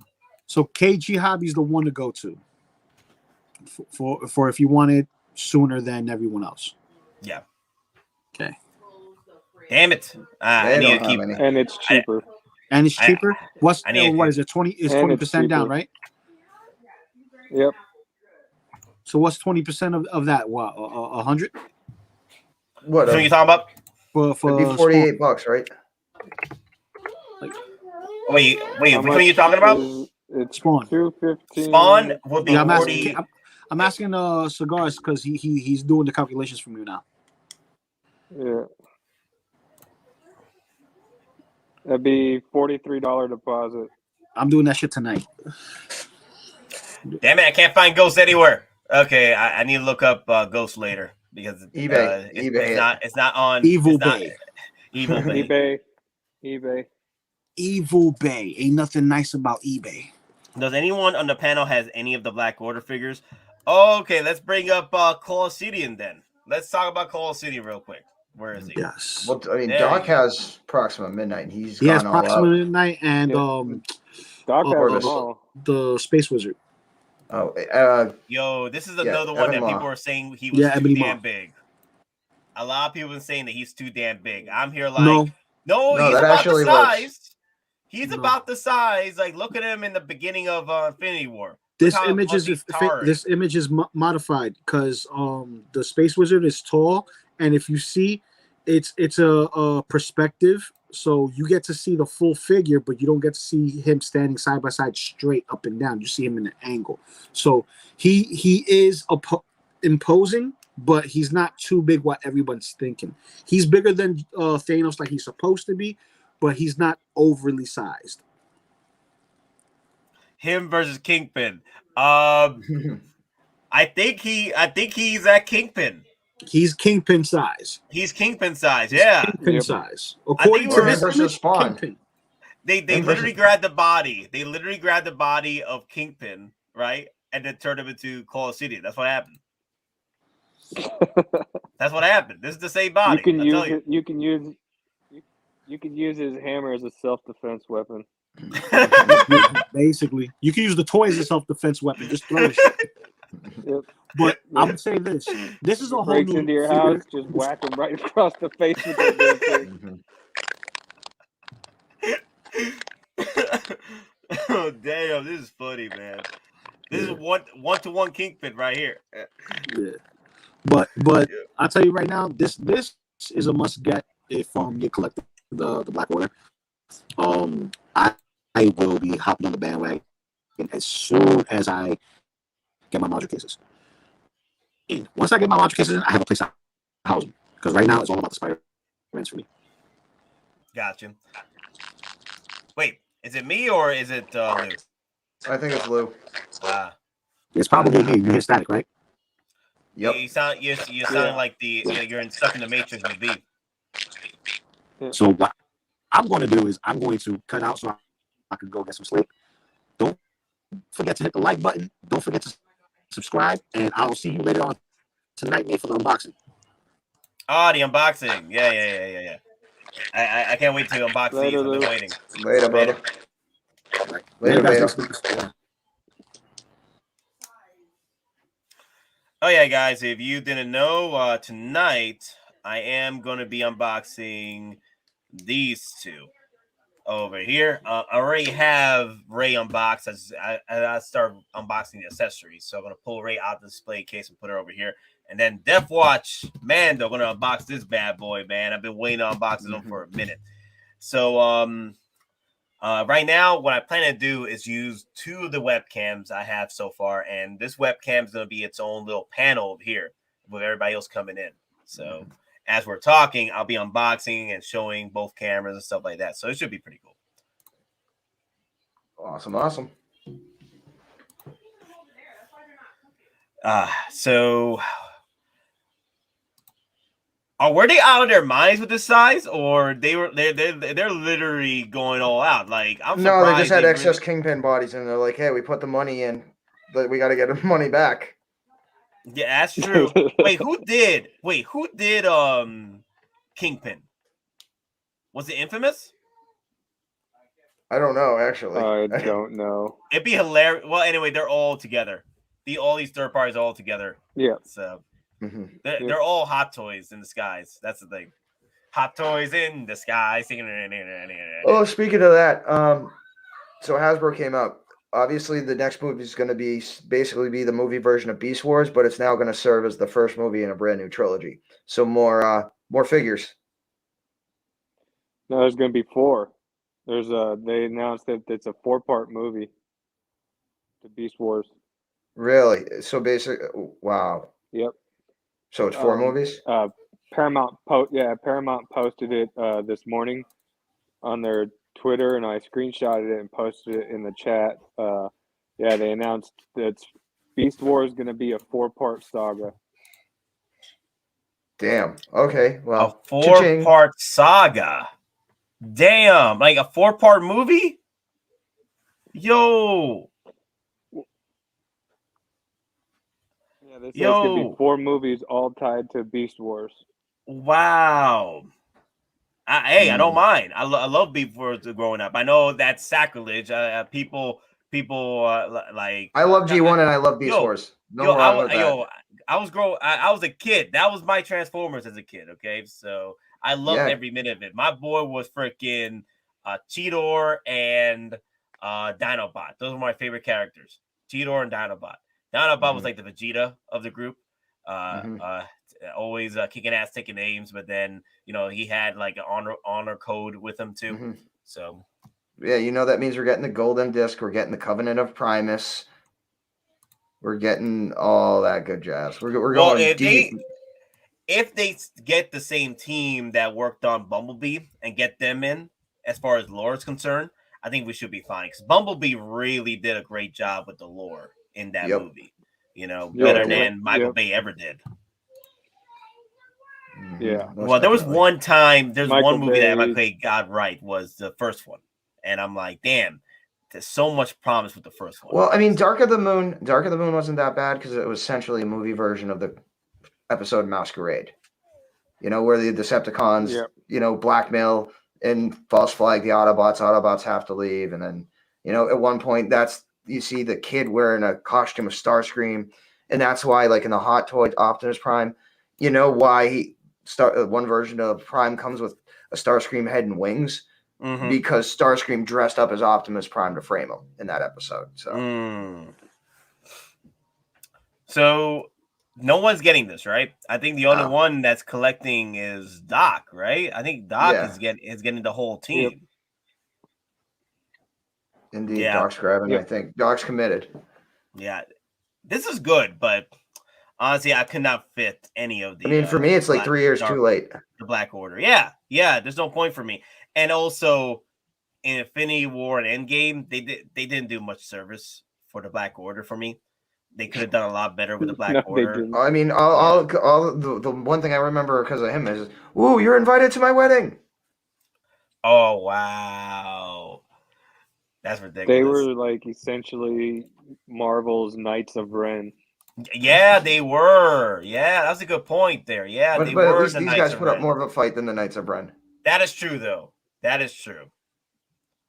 They did better. They did better. They did put up a better fight than the Knights of Ren. Well, to be fair, they did take on Kylo, so. No, that was Ben. Remember, that was Ben. Oh my God, that was Ben. All right, that was Ben. With the teleporting lightsaber. Oh my God! Please stop. Oh my God! Please stop. I'm trying to. I honestly forgot about that. It's like a magician trip. What do I have back? Oh, it's gone. Oh my God! I hate you, Don. I literally phased that out of my existence in my memory banks, and you literally remember. I literally remember that. Well, I mean, it's not like you don't have Ray right next to you. Ray! Incredible. Oh, freaking Ray! Oh God. Okay, so Young Mr. Beast. What release within the next year are you most excited for? Within the next year, right? So within next year, what's next year? What's coming out next year? 2023, right? Yeah. Oh, because maybe they mean within this year. For 2022, trying to think. Well, right now for this year is Mandalorian Luke Skywalker. That's one I'm most excited for. Mandalorian Luke Skywalker. But if we're talking about next year, anything anticipated figures we're waiting for next year, would be I think Green Goblin. Green Goblin comes out next year, right? I think so. Yeah, I mean, I don't have anything summer right 2023. Here. Summer. The only thing I have pre-ordered right now that's going into 2023 is the Mark 1. I mean, trying to think. I'd say at this point, honestly, it's probably Ahsoka and Hunter. And for Hunter, it's just because it's not because it's Hunter itself. It's because it's the clone Katarn armor, and I absolutely love that armor. So. Oh my God, Mafia XJs. I'm unsubscribing, dude. Spend money on a Ray figure. Massive L. Just kidding. It's an L, but she's mommy, though. She's still mommy. I'm sorry. She's still mommy. I don't discriminate against mommies. Okay, I'm sorry. Because she's oh my god, she's a mommy. Damn. SJ, have you seen her? Damn. Yeah. So SJ360, what's going to be the first Marvel movie to split the fan base? What do you mean? The movies that have already done it, like Eternals or Externals or whatever? No, that was a joke. No, it didn't split the fan base. I mean, like literally cause. Okay, so what movie would cause that? It's potentially, it might be Multiverse of Madness specifically because you know how we've seen Captain Marvel in the trailer. That's not Brie Larson. That's the woman from WandaVision. That was Phantom. Mm-hmm. They've broken it down. It's not Brie Larson. It's remember what caused the Star Wars apocalypse was the disrespect. Ruin Johnson, the disrespect to the legacy characters for The Last Jedi. That was the conduit to the apocalypse. Okay, for Star Wars apocalypse. If Disney does that to any of the legacy characters from the X-Men movies to a point where it's such a disrespect to the in the MCU, then yes. Like let's say for example they bring in Hugh Jackman as Wolverine to reprise his role because Kevin Feige has been pushing to get Hugh Jackman back as Wolverine in the MCU, but Hugh Jackman specifically said that he won't be coming back unless he's respected. All right. But let's say he comes in, he gets his paycheck, and he doesn't get respected. Is the character gets freaking wiped? That will be the end of the era if they disrespect character like Wolverine. Like and that was kind of the same thing like Peytstrick Stewart said. Because again, you listen to, it's Peytstrick Stewart. There is no doubt about that. Again, you grow up watching that and hearing that voice with Star Trek, with X-Men, any other stuff he did. So he specifically said that he would not come back to play Professor X again unless it was, a decent, good idea. But on the caveat, he also said he would never go back to playing Picard unless he saw a good idea in this. He thought Picard was a good idea. But so who knows? Well, it was a good idea, Picard. The problem was the execution. That's the thing. Like, okay. I loved seeing Picard coming back. I love seeing Picard coming back and seeing his old friends again. The problem was the execution of the writing and the story was like the direction was terrible for the Picard show. Now we got a second season coming out with the same crew of people working on it. I'm like, whatever. But either way, I don't mind seeing Picard again. The problem was just the way they handled it. And, I don't mind characters coming back. Just do it with respect, right? Do not go and bring back Picard and then steal the ideas from Mass Effect and turn it, it's his own Picard storyline, but it's Mass Effect. He just literally took the storyline from Mass Effect and called it Picard. Literally, that's what they did. That's what they did with the first season of Picard. They took the entire story arc of Mass Effect trilogy and turned it into the Picard show. Like literally, just watch it. Like it's literally that step by step freaking. It's paint by numbers television. Yeah. So yeah, what's up, everybody? Yeah, Clink. What's up, man? But let me see what else. Oh, that's right. I found the photos. I found the photos of the Clint Eastwood figure. Oh, good. Yeah, so we're done with talking about Cull Obsidian. We'll talk about him later, but honestly, I'm not getting him. And if Doc wants to pop in and he wants to talk about it because he's more excited for it, and Doc can tell the whole story about him swapping bodies for the what's that girl's name? Midnight. Yes, Midnight. Yeah. Okay, here it is. It's blurry, but that's the only photo I could find. So it's the only post I could find right now. The man with no name. That looks good, man. That looks good. That does. That looks good. I mean, from the looks of it, they can work on it, but also this is a blurred photo. But overall, it looks nice. It could be dirtied up a bit more, but this is Sideshow. They'll do what they can. Because I feel this is the Looks only good, problem though, with man. this is That does. he's a bit too clean for me. He's a little too clean.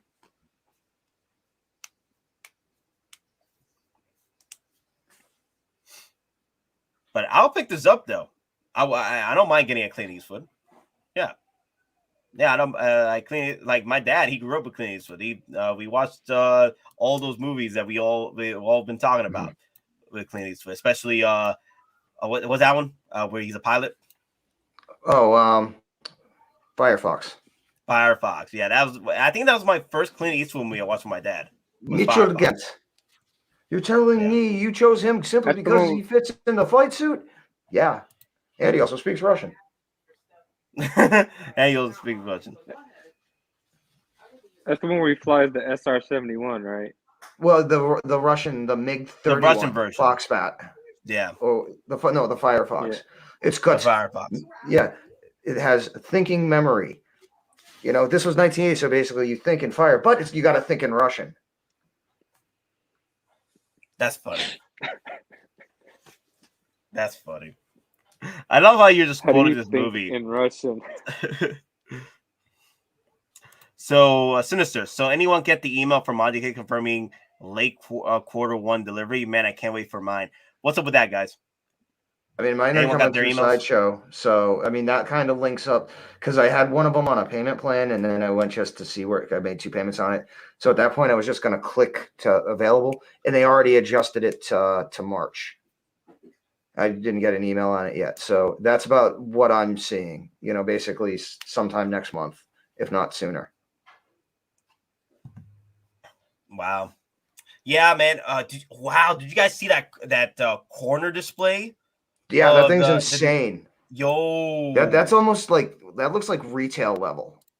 You know, like something you see at a jewelry store. Yeah, like I just want more corner displays. I thought it looked good.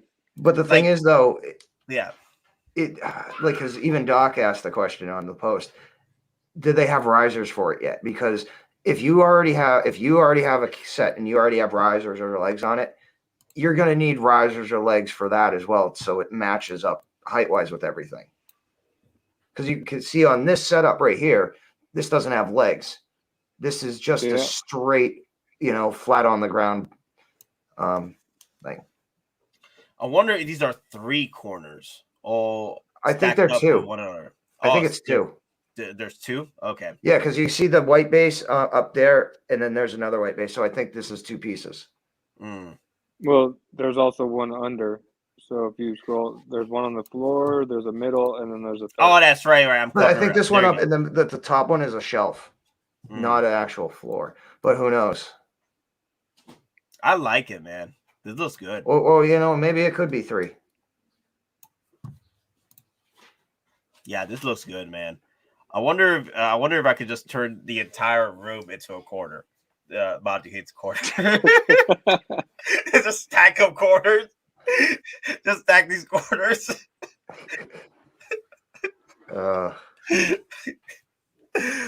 Oh damn!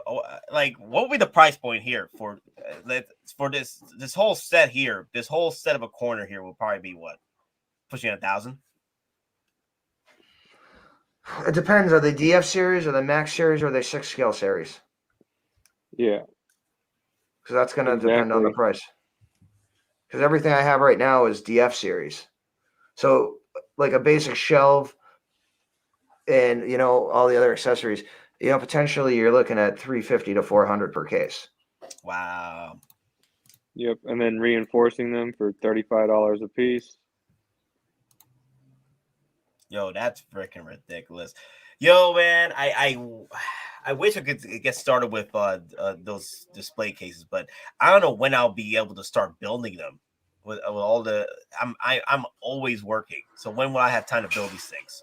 This is why I buy them already pre-built. Well, I mean, all I have to do is just move it in. Yeah.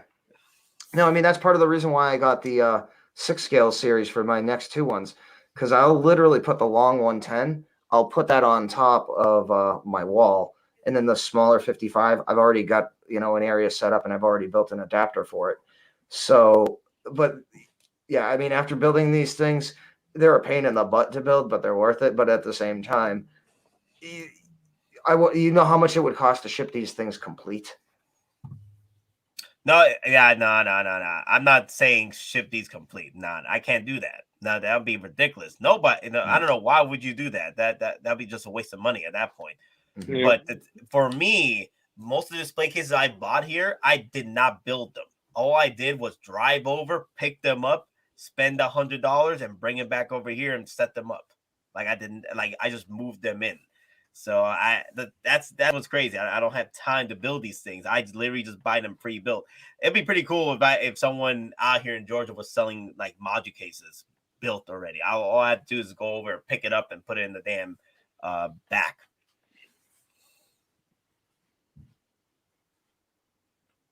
Or a store. At least it'd be cool if a store sold them. Yeah. Yeah, you know what need to happen is like that's Jetta situation where Jetta bought all these different display cases from a Hallmark that was closing down. I'll be like, damn, I need that situation. That'd be nice. But if we're coming out the pandemic now, so I don't think we're going to have another store closure like that ever again. Well, anytime soon, anyway. But yeah, this looks nice. This looks nice. Okay, so Kingdom Comics about the Spawn. Sorry, catching up. There is also the Ra, which looks like the same size as the one in the pre-order. Which is the Ra? Anyone know about the Ra? Mm-mm. The Ra pre-order.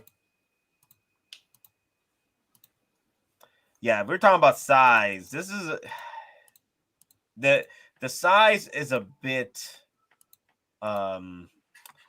misleading in a way because that's right. Before we can talk about the size, what is that?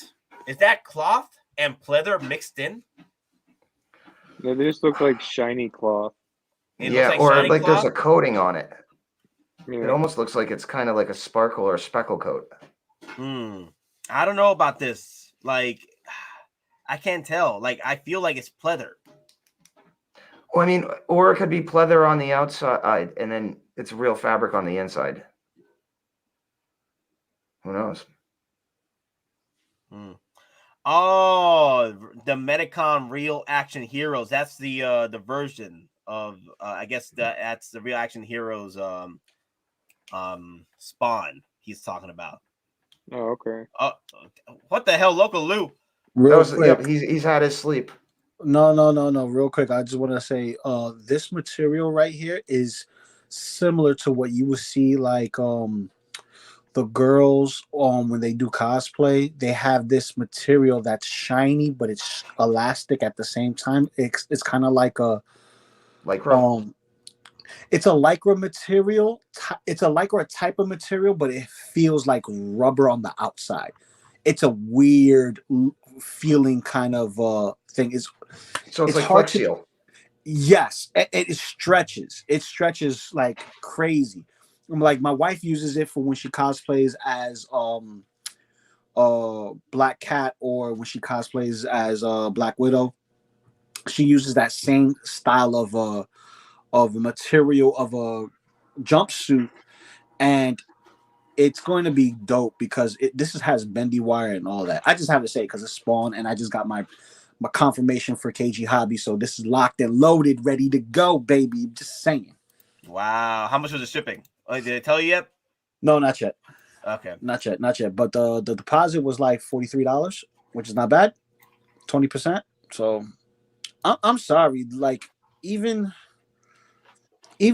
looking at it like this, I'm okay with it because I am okay with it. Half the time when I buy Spawn figures, they look like this amongst other figures.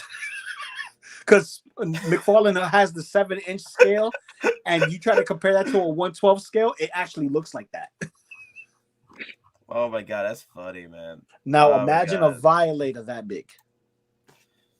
Well, wouldn't the Violator be big? Oh no, he's not bigger. My bad. Violator, yeah, he is bigger.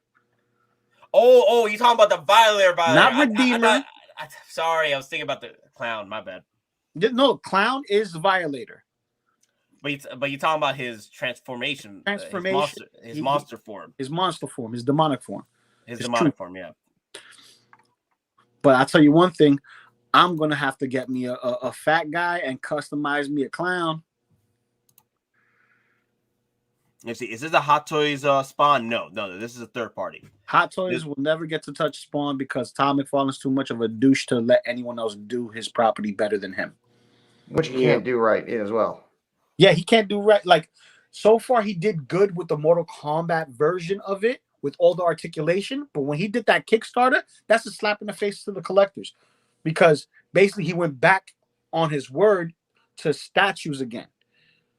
Because it's a fixed pose figure that you can articulate. I'm like, that's what you was doing before, and it wasn't really selling. The only reason why it sold because you sold us a lie, because it was supposed to be soft rubber on the chest area, and it was supposed to be like, it's supposed to look good. You know what I mean? It's supposed to look like if you stand him straight up and down, he looks like in a relaxed state. And then when you pose him, that's when you add all the flavors, the nooks and crannies, and all that other goodness.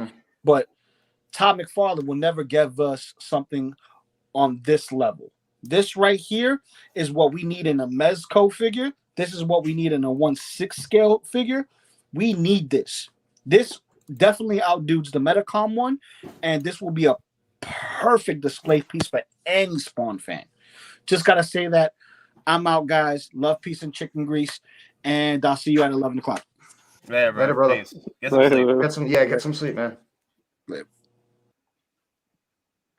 Yeah, I'm picking this up, but I'm trying to figure out where to buy it from. I'm probably going to go with KG Hobby because it's going to be cheaper, but I got to play with the freaking docs crap again. Hopefully, they don't pull a freaking because the reason why it took so long was because it shipped out during the crazy Christmas season and holiday season. That's the reason why it took forever. It was stuck in the damn docs. So I'm hoping this is not the same situation. But yeah, that's the only reason why I'll probably buy it from 1/6 Alphas, so I don't have to worry about the docs thing. Once it gets shipped out, it's only going to take about a week to get here. I'm getting it. I'll get it from KG Hobby. Oh, you're going to get it from KG Hobby? Yeah, everybody's getting it from KG Hobby. Yeah, okay. Well, I mean, KG Hobby is going to be sold out of their pre-orders by tomorrow morning. Don't put that evil by upon the me. end of the stream. Don't put that evil upon me. Don't you put that evil upon me. You're the one that always tells the tale of Rogue One Vader and why you don't sit on something. Well, Rogue One. Oh, he's back. Loco Lu is back. What Loco? It was free. Shipping was free. Shipping was free. Okay. EMS, but that's it. Gotta go. Oh, yeah. Oh, you going for the EMS? He's only no. I don't do EMS. I got to do something higher, like FedEx or. You got to get it. Yeah, you're not cool FedEx. About having it on a boat. You want it in your hands. Yeah. Yep. Is there a Hot Toy release recently? Nope. HKS, no. Apparently, Ahsoka is looking to get released soon. Apparently, because everybody said that it was going to come out Monday, right? And that didn't happen. And usually, why would it come out Monday? That'd be a weird release. So we'll see between now and Friday if something does get released. Because usually figures get released either a pre-order or a actual release between now and Friday, right?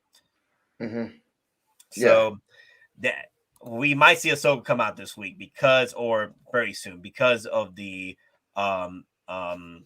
instruction manual got teased not teased. It literally got freaking posted on the site of Sideshow. So yeah, I mean it was a marketing leak. Wink, wink. Wink, wink. Like everyone is saying, basically, Sideshow saying we're getting it, or there's gonna be a sign to him that's released, and like a lot of people are saying, they are going out of their way to ensure this is not another Cap situation.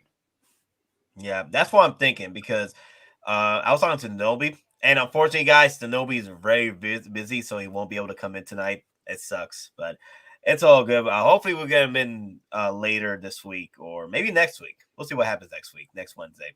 But I really want to talk to him about that freaking Razer Crest. Yeah, I'm still waiting for him to pop in, but he said that he's busy. But I would like to hear about that story he did with the Razer Crest because it was like, have you guys seen the unboxing video and review of that? I think it was amazing. And his pictures? on Instagram. They're insanely good. Mm-hmm. I like the one where you just see the opening and you see little Grogu, and the way he has it in perspective is awesome. Yeah. I know people were asking on the chat, hey, let me see. If you guys are still going, I'm done cooking. Can't jump. Okay, P-Rock wants to come in. Let's go. P-Rock, let's go. And I shared the wrong thing. Select all.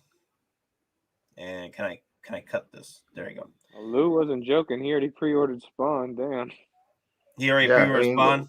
Yeah, when Lou puts something together, he got an idea in his head. He ain't letting go of it. There you go. Okay. Hey, CJ Fool. CJ Fool, what's up? Hey, CJ Fool. So you should be having your figure heading towards you and heading towards you now. So maintain your proper diligence on the damn observing that damn tracking. Like get that immediately. You don't want Captain Puerto Rico to be taken away from you. Get it. Exactly. Get it in hand. Get it in your house. Yep. And just like Data was shipped. I dropped them off at the post office. I'm just waiting for the post office to update shipping. You know how it is. You drop it off in the little kiosk box, and they scan it. Sometimes they don't, but it's on its way. All right, so I got P-Rock coming in. Man, it's on the way. Yes, Razer Crest is gorgeous. Yes, the Razer Crest is freaking gorgeous. I just wish that I was collecting at the time. I wish I was collecting at the time because I was all Funkles. I really didn't do vehicles or whatever. I just did Funkles at the time. But then when I get into Hot Toys and then got this community, I realized there were other venues of collectibles that I didn't know of, like the HasLab projects. And damn, that would have been a nice piece, but Razer Crest, because all the stuff that gets into it is pretty cool. I mean, even the little details, because they actually put light piping in the back of the engines, and just they even put they put the refresher in it. They put a space toilet in the actual Razer Crest, the toy. Really? Yeah, no, the actual toilet you see, it's sculpted in. And it not only is there the toilet, it's actually got the hose on a flexible hose with a cup piece. Dang. Wow. They went all out. Oh, yeah, because I watched the actual HasLab Lucasfilm unboxing video when they did it at Hasbro. And the guy was like, this is the first time I ever put a toilet on any one of our action figures vehicles. Yeah, this is Zenobi's video review of the Razer Crest. Man, I love watching Denobi's stuff because it's like a cinematic documentary, a short documentary of these figures that come out, And that's why I feel like whenever I'm watching his videos, whenever he's unboxing, reviewing these figures, it's kind of like a documentary in a way. Yeah, look at damn, that box too looks beautiful. Wow. Yeah, damn, man. Did you get this? No, I didn't. Damn. Who got this? Doc. Well, Doc? I mean, apparently Denobi, he bought a few of them, so apparently, if you got the money, he's got your vehicle. Denobi's gonna be messaging me now, like, hey, I got one right here. I got one right here. Don't work on me. Only money. So there's all the nets and such. You can actually hang them from the ceiling. There's an actual freezer pod.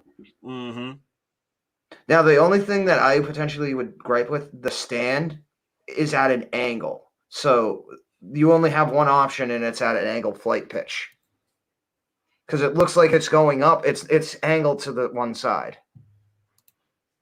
Wow, look at that. That's really cool.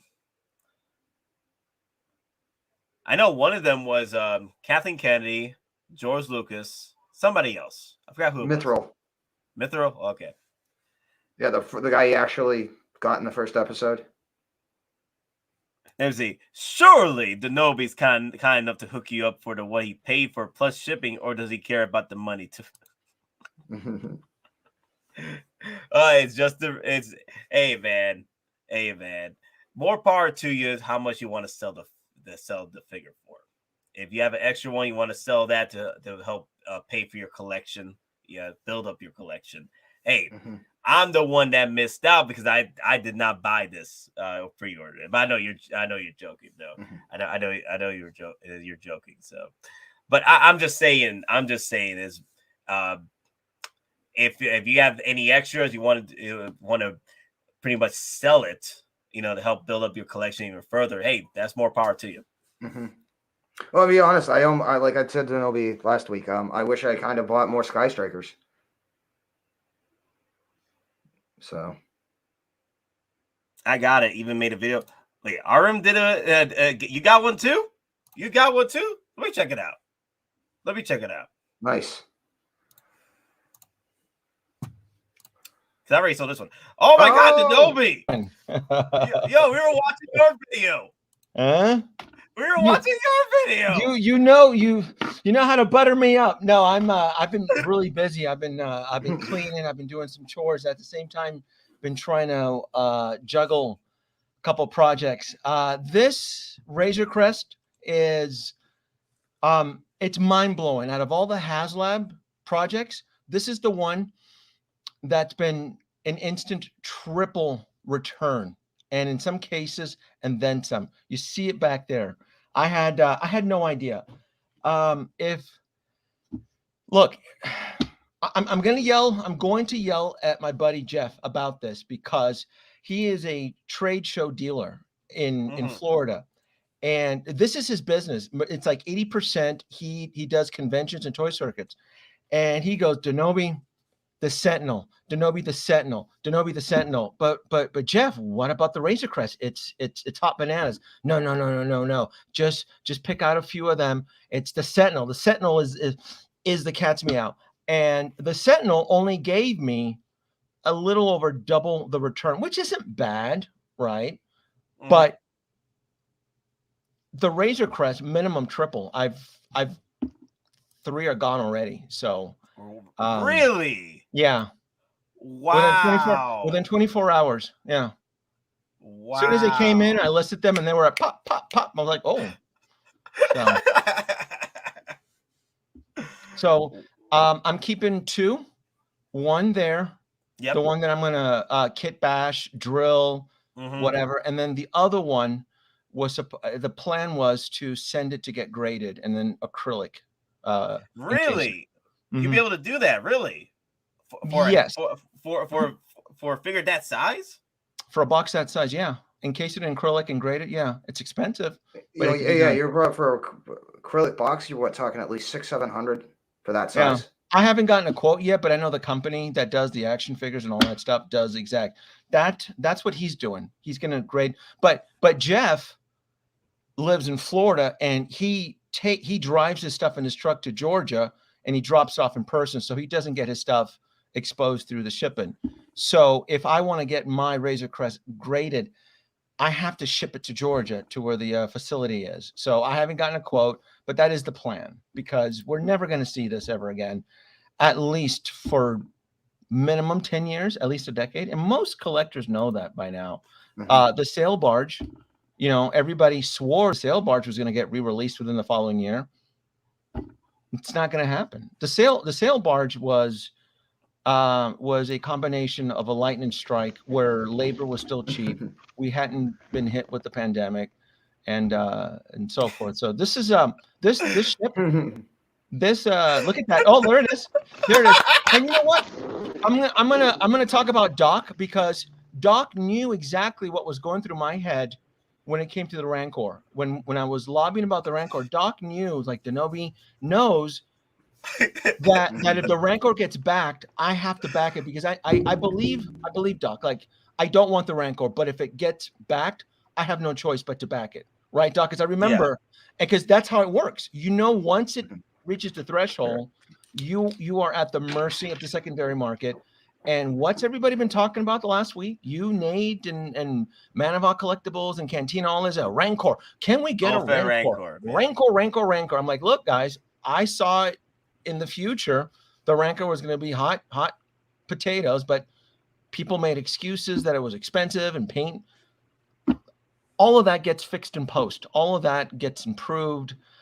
The Razer Crest is, to me, 2 to 3 times better than what was shown in the prototype, and then some. There's a few surprises. One of the surprises for me was the landing struts. I love the way they designed the flaps to slip in, to have the legs pull out, because if anybody has ever collected the Star Wars Legacy Millennium Falcon, the landing struts was one of the worst poor designs. It was. The landing struts. So they knocked it out of the park with the landing struts. Love it. Look, this ship, and then I remember telling everybody. I remember telling my buddy Sean and everybody, I'm like, look, this ship's quality, it will be almost near film studio, meaning that you can use the vehicle for bokeh effect. If anybody of you who aren't familiar with the bokeh effect, it's the forced perspective where you take something, you space it within 6 feet. So this is 112, and then you have a 6-inch figure. You space it 6 feet, and then you can create those forced perspective. Peter Jackson used it for the Lord of the Rings, and where Ian, McKellen was with people and the same set, walking from different angles. Exact same philosophy. The only reason I never did forced perspective photos with the sail barge is because it's huge and it's cumbersome, and the locations that I film can get it damaged. Yeah. Here's look, that Razer Crest, mine right behind me, I had it on top of a cliff on the hike. Yeah. It was so windy, it flipped a couple times. Really? Yeah. Wow. And I lost Grogu, the little microscopic Grogu, and I spent 20 minutes around the desert looking for Grogu. I was like, I'm not leaving here till I find Grogu. Yeah. But you know what's interesting is that it flipped a couple times on the rocks, and it ended up with a couple scratches, and it blends right into the scuff of the ship. I'm like, yes. It does. Yeah. I would imagine quite a bit that it would blend in with the scuffs. Now, so you did find Grogu though. Yeah. Denobi, do you think they'll re-release the Rancor? No, that ship has sailed. You guys bitched about it. You guys complained about it.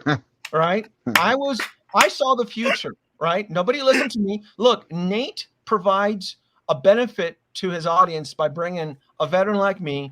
I talk, you can take my advice the way I said it. Nate, I said it.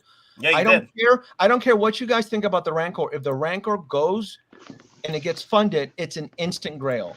And I remember like Doc and a few people in the community, like they know that, like, that's why they didn't want it to get back, because they knew that if the Rancor gets back, like, God damn, if that thing gets back, I have no choice but to back it, because they're gonna improve it. They're gonna, the paint applications are always better. Have you opened yours yet, Doc? No, I still got mine in the carton. Yeah. I fell asleep last night. Yeah, when you see yours from the prototype, you're gonna say it's better. It's so much better. Yeah, I can't wait. Yeah, the only well, Denobi, Oilers is saying, what if it's Boba Fett riding the Rancor this time? No, because look. Because here's the thing, so my problem is, you can beat off to the Book of Boba Fett, right? The problem is the show was panned. I believe you. Look, I believe that you guys love this show, right? I wouldn't genuinely believe. The problem is the show was plagued with problems. You, the audience, the community, turned it into a farce, a joke. All right? You guys did that, by popping up the memes. I didn't. I said it from the very beginning. I did not hate the show. It's bad writing. It's lazy writing. It's not for me. I'm going to move on with my life. But everybody kept convincing themselves that it would get better, and it would be a bad show and a good show, bad show, to the point that now the community has convinced themselves, well, my favorite episodes are 5 and 6. Well, yeah, that's the one where Boba Fett was benched. Do you think Hasbro is going to back another Rancor with that type of conflict within the community, where it was made into a meme? You don't think that the marketing team in Hasbro, based out of Rhode Island, you don't think they're sharing those memes with their office coworkers and everything? It's a joke, all right? And I get it, but Denobi, I love Boba Fett. Fine, I believe you. I'm not saying that. The problem is that I go off of the majority public opinion. The show is a joke, right? So the Rancor, it's gone. You're never going to see that again. The division managers or whatever and Hasbro, because they're all it's marketing teams there. No one's going to green light that. Well, it's gone. After the failure of the first Rancor, that will be the doubt in them not to do it again. Yeah, and be embarrassed and miss out on your bonuses. You know they all work on spiffs and bonuses. Like, you're not going to jeopardize my bonus by putting out a Rancor. F you. Think about that, Nate. You know how that's, if I have to jump off, it's because I have stuff to do. But no, I get it. I'm surprised you're able to jump in. But Nate, the office corporate. It's would you put your credentials on that? Come on now, come on. Well, after the first failure of the Rancor, then I would like not be too hesitant to do it again. As far as to get another Rancor, that the first one failed, why we gotta do another one? Yeah, but the thing is, though, they're gonna redo it, but they're gonna have to wait a while, because if they do it too soon, it acknowledges that they screwed up, but it also kind of seems a little bit petty, if you know what I mean. Yeah. Plus, but I think we're gonna see it in the next 12 to 18 months. I honestly do. It was their better best. Be bigger. I mean, so 2020 was a good year for Hasbro, but oh my God, because I'm a shareholder and I have their statements, they made so much money in 2020. It was gross. It was like, wow. Well, and Star Wars again was a small, insignificant little IP that within that year. It was the board games. It was Magic, and preschool. You can kind of see it in a pie chart. Transformers did better than Star Wars that year. So anybody that thinks, oh, Star Wars, no. Transformers made more, brought in more revenue for Hasbro than Star Wars. So I get it. People want to, in the community, they want to think that Star Wars it has, it's all about Hasbro, but they control Star Wars, G.I. Joe now, Transformers. Oh, the Unicron. Oh man, I messed up on that one. I only backed up one Unicron. Well, that's funny that you bring that up, because Hasbro put out a statement, and then apparently Paramount corrected them. So the new Beast Wars movie, it's the first of 4 new movies. It's not going to be a trilogy; it's going to be a quadrilogy. Hey, and they came out and Paramount confirmed it. Thank God I'm not into not Star Wars, Transformers, because it's, to me, Transformers is a more deadlier IP than Star Wars on the wallet. Dude. Transformers. Yeah. I mean, you think some of the Hot Toys prices for girls are bad? Try looking at some of the third-party ones, like the original run Dinobots from Fans Toys. That's what I was going to say. Transformers hold their value a lot more than the Star Wars. Like all the ones at the bottom are like Fans Toys or like the Zeta. They tripled or even quadrupled in value. Like my Dinobots are like worth $5,000. Yeah. I mean, sorry, $3,000. Thank God I don't do Transformers, man. I just what's up, P-Rock? What's up, everybody? CMB, Mobile Doc, everybody. Hello. It's been a busy day. I've been doing cleaning, all sorts of stuff. So maybe but you're like a modern day Jawa, man. What's that? You're like a modern day Jawa. I'm always busy. In fact, as I'm talking, right before I jumped on, I already had my gear. Look, I got my Sharpies because I'm going to add some. I'm going to touch up the control panel. Yeah, the control panel. You did say that, yeah. So I picked that up because I'm going to add some computer, and then I got my micro lights here. Look at this. You see this right here? Yeah. And it's not warm. It's white light. So I'm going to embed that within the ship so I can get some portable light in. So I got that already. So I have a couple of these already. I still need that Rancor of yours, man. Yeah. So I have, like I said, this is little power cell there, button cell, these little micro lights. I can embed them. I can illuminate. And I got 2 of these where I'm going to have the cockpit lit up, and then I'm going to have the cargo inside lit up. So the plan is that once I get it fully lit and add the computer panels, I'm going to go on a evening hike into the desert. There's a few really cool spots hiking at night, and I'm going to do a few stellar what's it called, astrophotography, where I station the camera and I let in all the light in so I can capture the universe with the Razer Crest. So you're Central. trying for an area with not a lot of light pollution. Do you want to actually see the Milky Way and the spectral and okay? Yeah, I only need to drive 15 miles outside the city, and it's complete darkness, and the UFOs and the aliens and all that stuff is out there. Oh, Well, I mean, what? You're only 40 miles from Area 51 at that point, right? Yeah, Hoover Dam is 25. The outskirts, old school, it's not that far, and it's pretty safe. It's pretty cool, pretty trippy if you're on candy.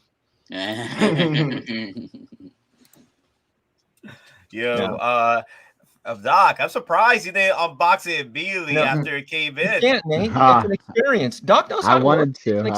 I had a bunch of stuff come in yesterday. I had Venom and Blitzwing. Venom. Yeah, it was too much stuff to open.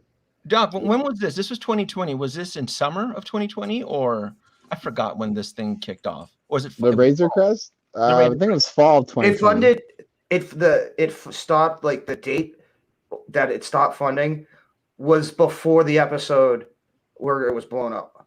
Oh, that's right. You're absolutely. And the funny thing is, and Nate can confirm this. As soon as they put that up, I put it in the chat. This is going to get destroyed. Yep, DonPrime said it. he said it. I did, and I'm like, and the thing is, now let me ask you, what do you think about them actually going full all out with the details and actually putting the refresher in there, the space toilet, both with the sculpted thing in the back of the wall and the little hose and cup? Because they actually mentioned that specifically on the actual official HasLab video. You know, it's the first time we've ever done a toilet on a vehicle. You guys know that Euler's Workshop does custom bases and dioramas and stuff like that. Yep. So it'll be interesting to see what he can tweak up, because that's his shtick. So the amount of paint detail he'll probably be able to apply should be pretty impressive. So that'll be something to look forward to on his Instagram page. If you don't already follow him, that should be really nice. I'm not going to go heavy. To me, it's minor tweaks. I don't. It is time consuming. So for me, it's. I want to get like the control panel, some color lights, and then this, and maybe a little bit more of the oil. Yeah. On it, and that's it. I'm not going to go bonkers on it. Hey, Denobi, Starkler says it would be pretty cool if you add sort of like a light feature. Yes. In the engines. They have. I'm trying to find micro LEDs that emit in black light that I can embed them into the pod racer engines so that it'll glow, because those engines are extremely bright under black light. It's surreal. I'm going to post a few more pictures on Instagram. And then I had fun with the GoPro. I spent like several. The GoPro thing was awesome. I had fun with that. Yeah, did you guys my enjoy favorite parts of the video? What's that? Go ahead. Oh, my bad. I was just going to say, those were my favorite parts of the video, were the GoPro shots, especially the cockpit when you were out in the desert. Wasn't that fun? I felt like a kid playing with this thing as it's flying. Yeah. And I didn't realize that it looked like real. And I was like, oh, man, it looks like it's flying through the desert. It looks like it's flying. Yeah, it looks like somebody's video, like, you know, from the military vehicles, like they're getting on the C-130 ready for a jump.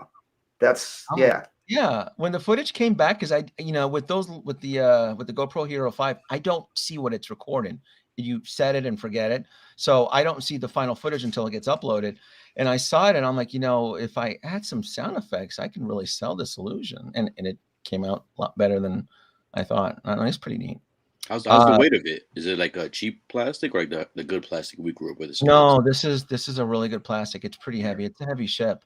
I mean, even without the box, I mean, it's still about 15 pounds. That's good. Yeah, it's an awesome. Yeah, see, I love that. I thought the whole Hero 5, I thought that came out really, really nice. Yeah, it is really cool. Yeah, it's a fun toy. It's expensive, but this is where that if you let their design team not be restricted within a budget, meaning like a retail shelf, that has to be sold in Target, and you back it, this is what you can get. This is why I've always said Hot Toys needs to wise up and just do a Kickstarter program. Like, look, call out the fans, call out the fake fans out there that claim that they would buy a Jedi Starfighter, 1/6 scale Starfighter, because I always said it's bull. I know I believe Nate. I've heard Nate said he would get it. I believe Nate. There's just a lot of people in the community who's like, oh, if they did it, I would get it. That's bull. I call bull. Yeah, there's a lot of people that would not take that leap of faith. They'll pull a cyborg then. They'll pull a cyborg. Everybody preaching about cyborg, and then it's the bottom. They're all complaining about cyborg. They finally released cyborg, and what's their excuse? I sold my Justice League. Well, get the hell out of here. I mean, I'll be honest with you, Donovan. I personally, I would not jump on a Starfighter. I would jump on an LAAT, even if it was just the cargo section as the display. Man, look, the clones I have. I would, if Hot Toys ever did a campaign to back the Jedi Starfighter, I would take out a small personal loan. That would be the first one. That should be the first one. And I would back 5 of them minimum. I'd go 5 of them. Well, Vader did have 5 of them because they were getting hard to find. Oh, I would back. Hey, Doc, help me out here. What? Yes, Doc does great. RC has the most live airtime of any vehicle. You mean the RC planes, right? Yeah, you didn't let Euler's Workshop. He didn't Razer know that I did. He just assumed I did an unboxing. He doesn't realize I had GoPro Euler's Workshop. Yeah, I have a cockpit cam on there that plays with it. Yeah. I think if you take all the movies together, it's the Falcon. The Falcon, I think, has the most time on screen. No, it does not. It does not have light up features. I just used IKEA lights, and I tacked them on so that. Oh wow, yeah, they are IKEA lights. Look at that. Yeah, so those lights don't come with the ship. That was me. That's me improvising. Yeah, look at that. Isn't that crazy? Yeah, you're improvising like a. Yeah. So Richard is asking, does this have a light up feature? No. No light up features. No. That's just me, so that the GoPro can catch the shots. Yeah, he's doing the Mon Cala mods. Yeah, look, guys, the LED lights.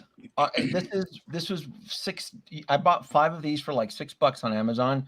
These will go a long way. I'm telling you, when I'm done with this, I'm gonna blow. I'm gonna get some real cool photos. I'm gonna get some really cool photos of the desert.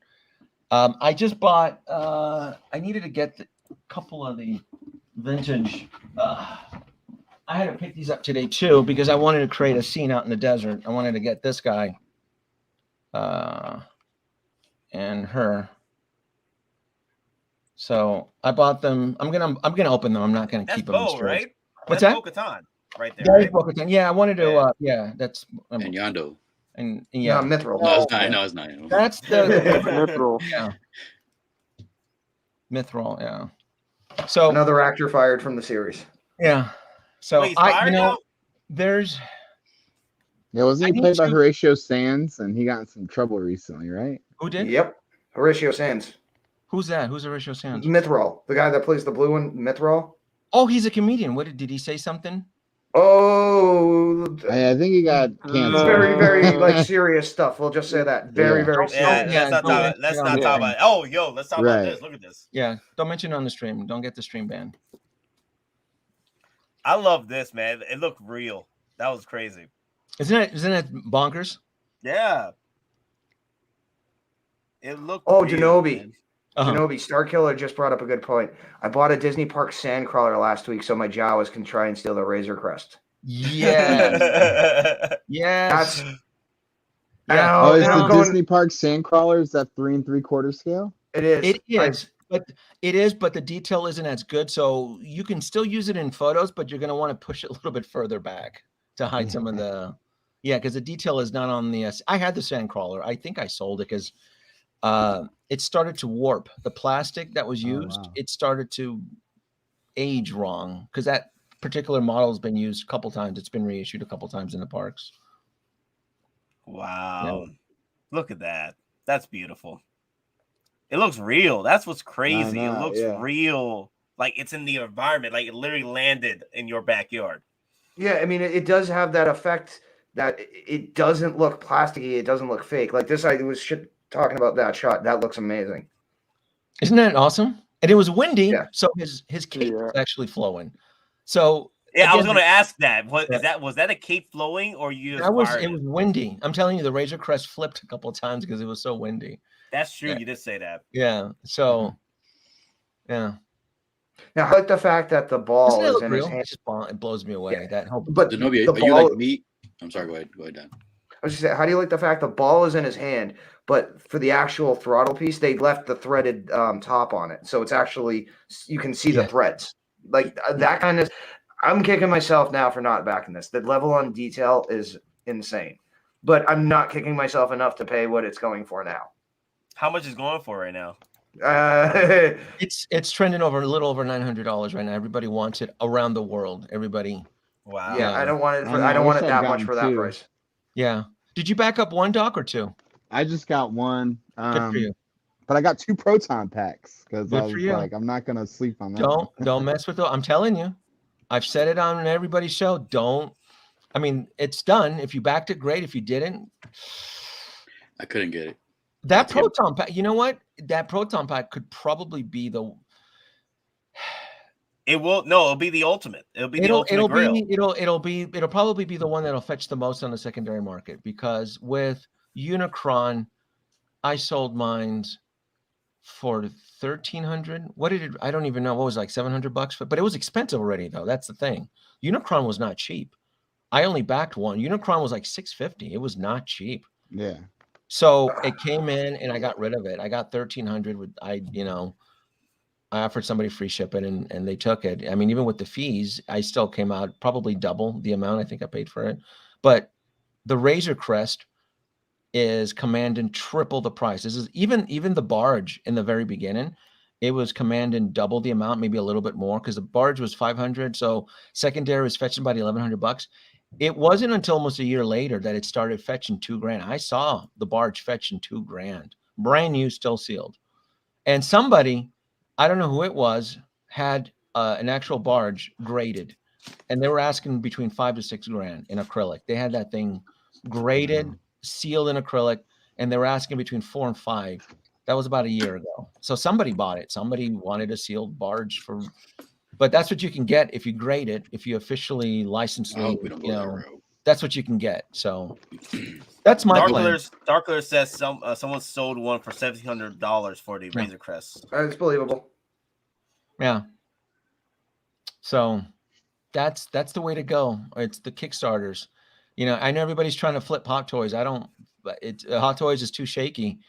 Stick with the Kickstarters, and I'm talking like any Kickstarter. I've done the McFarlane Kickstarter. I hit gold with the McFarlane Kickstarter he had.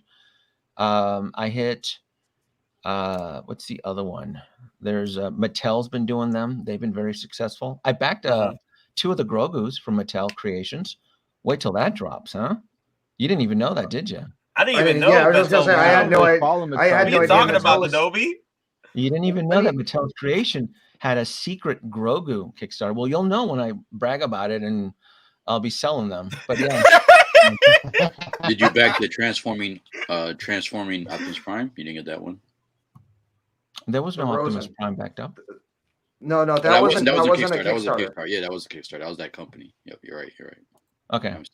The Rosen, the programmable. Yeah. Yep. Yeah. I did. Prime. The only thing I regret not backing more of was the Batmobile from the Batman. I only backed up one, and I'm kicking myself. Mattel Creations had a secret Kickstarter for the Batmobile, and I only backed one. And my dumb ass, I'm like, God damn it! This movie's gonna be the next Citizen Kane film, and I only backed one. Is that the RC? The RC one that looks like. Wow, that was a Kickstarter. That was a Kickstarter, yeah. What? Wow. You got to stay in the loop, Nate. There's some secret stuff going on out there. You won't know until peeps like me start bragging about it on reviews. Yeah. I didn't even know it was a freaking Kickstarter. Did you know about that, Doc? I bet you Doc knows. He's in the loop. Doc, I knew about the RC. I didn't know it was a freaking Kickstarter. Damn. Yeah. Doc, did you know about the Batmobile? Oh, did I lose him? Is Doc still froze? He froze. Okay.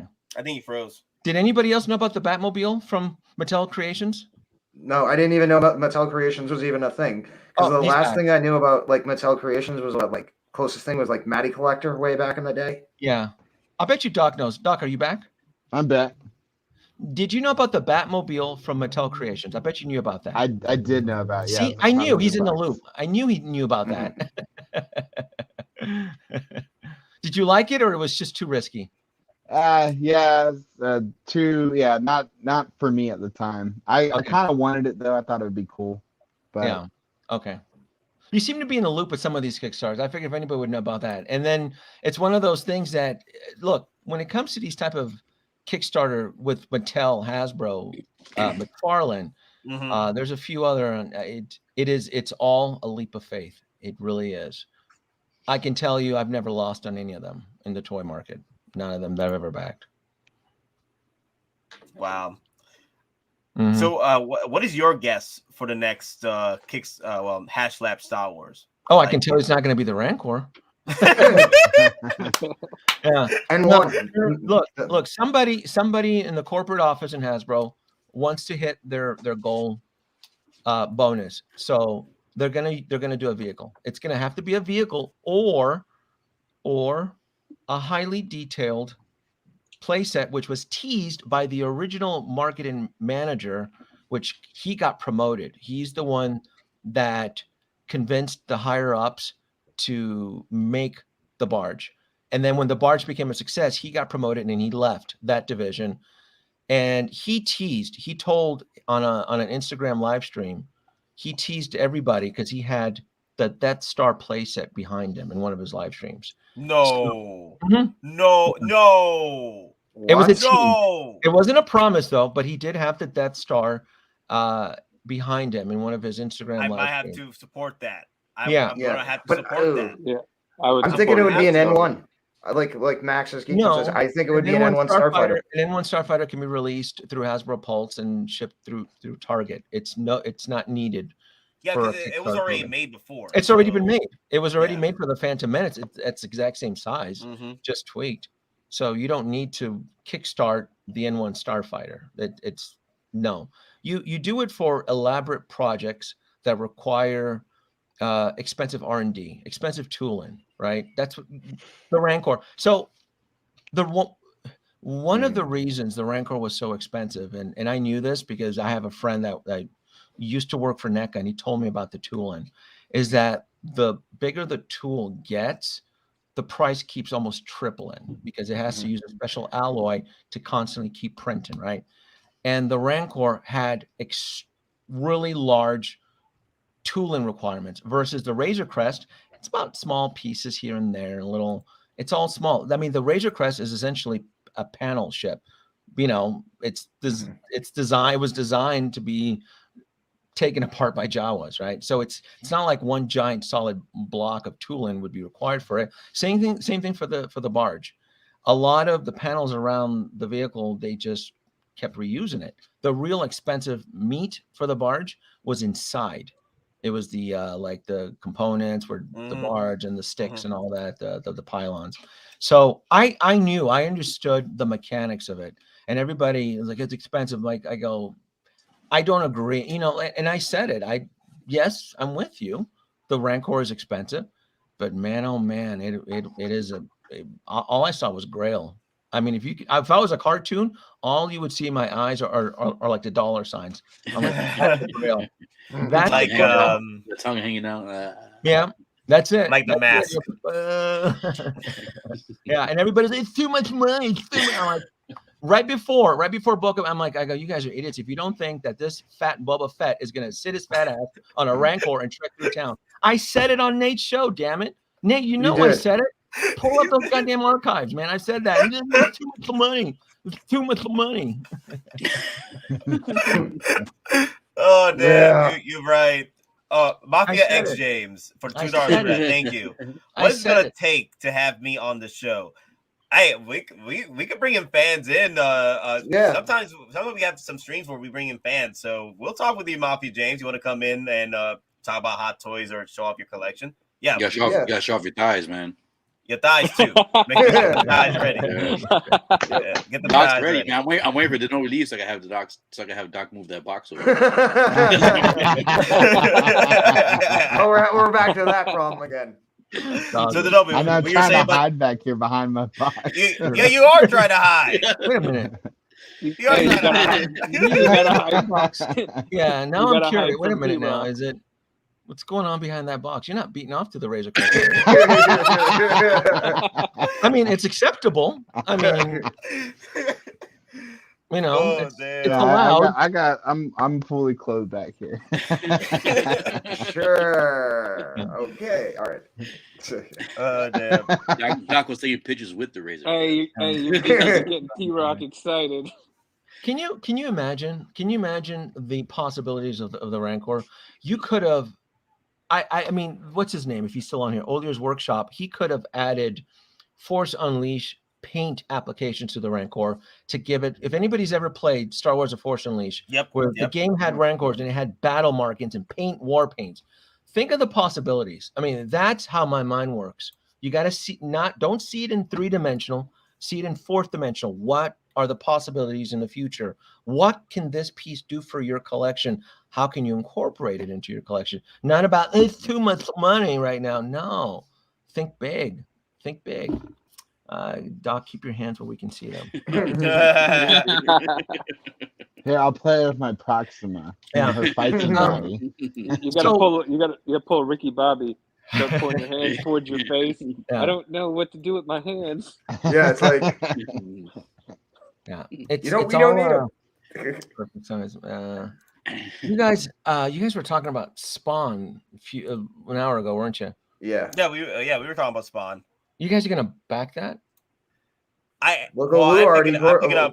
picking up one Spawn. So okay. You know that if you respect Todd McFarlane, you know that would be a grave insult to him. You know that's one of the reasons he left Marvel, was he wasn't getting his due diligence and he wasn't getting compensation. Todd McFarlane is a perfectionist. In fact, in his Kickstarter program for that McFarlane Spawn figure, he delayed it a couple times because he kept improving on the Spawn figure. There was one situation where, look, I'm not going to release this figure with plastic chains. I'm going to use metal chains. Like, that's his baby. That's his pride and joy. And he delayed that Kickstarter for Spawn, like I said, because he wanted the best for his fans. And anybody's ever known his story, how Marvel, took his designs, didn't give him his credentials, didn't do this and all that stuff. This was just announced, a couple of days ago. I'm pretty sure Todd McFarlane wouldn't send his boys to take care of this company. He would probably go himself with a bat and take care of them. He's like crazy. That. He's crazy. He's very, He's like, I'll go fly out there. He's like that. My thing is with this is that this Spawn character would require the materials very similar to Venom. Yeah. And the best licensed toy company still stumbled with their Venom.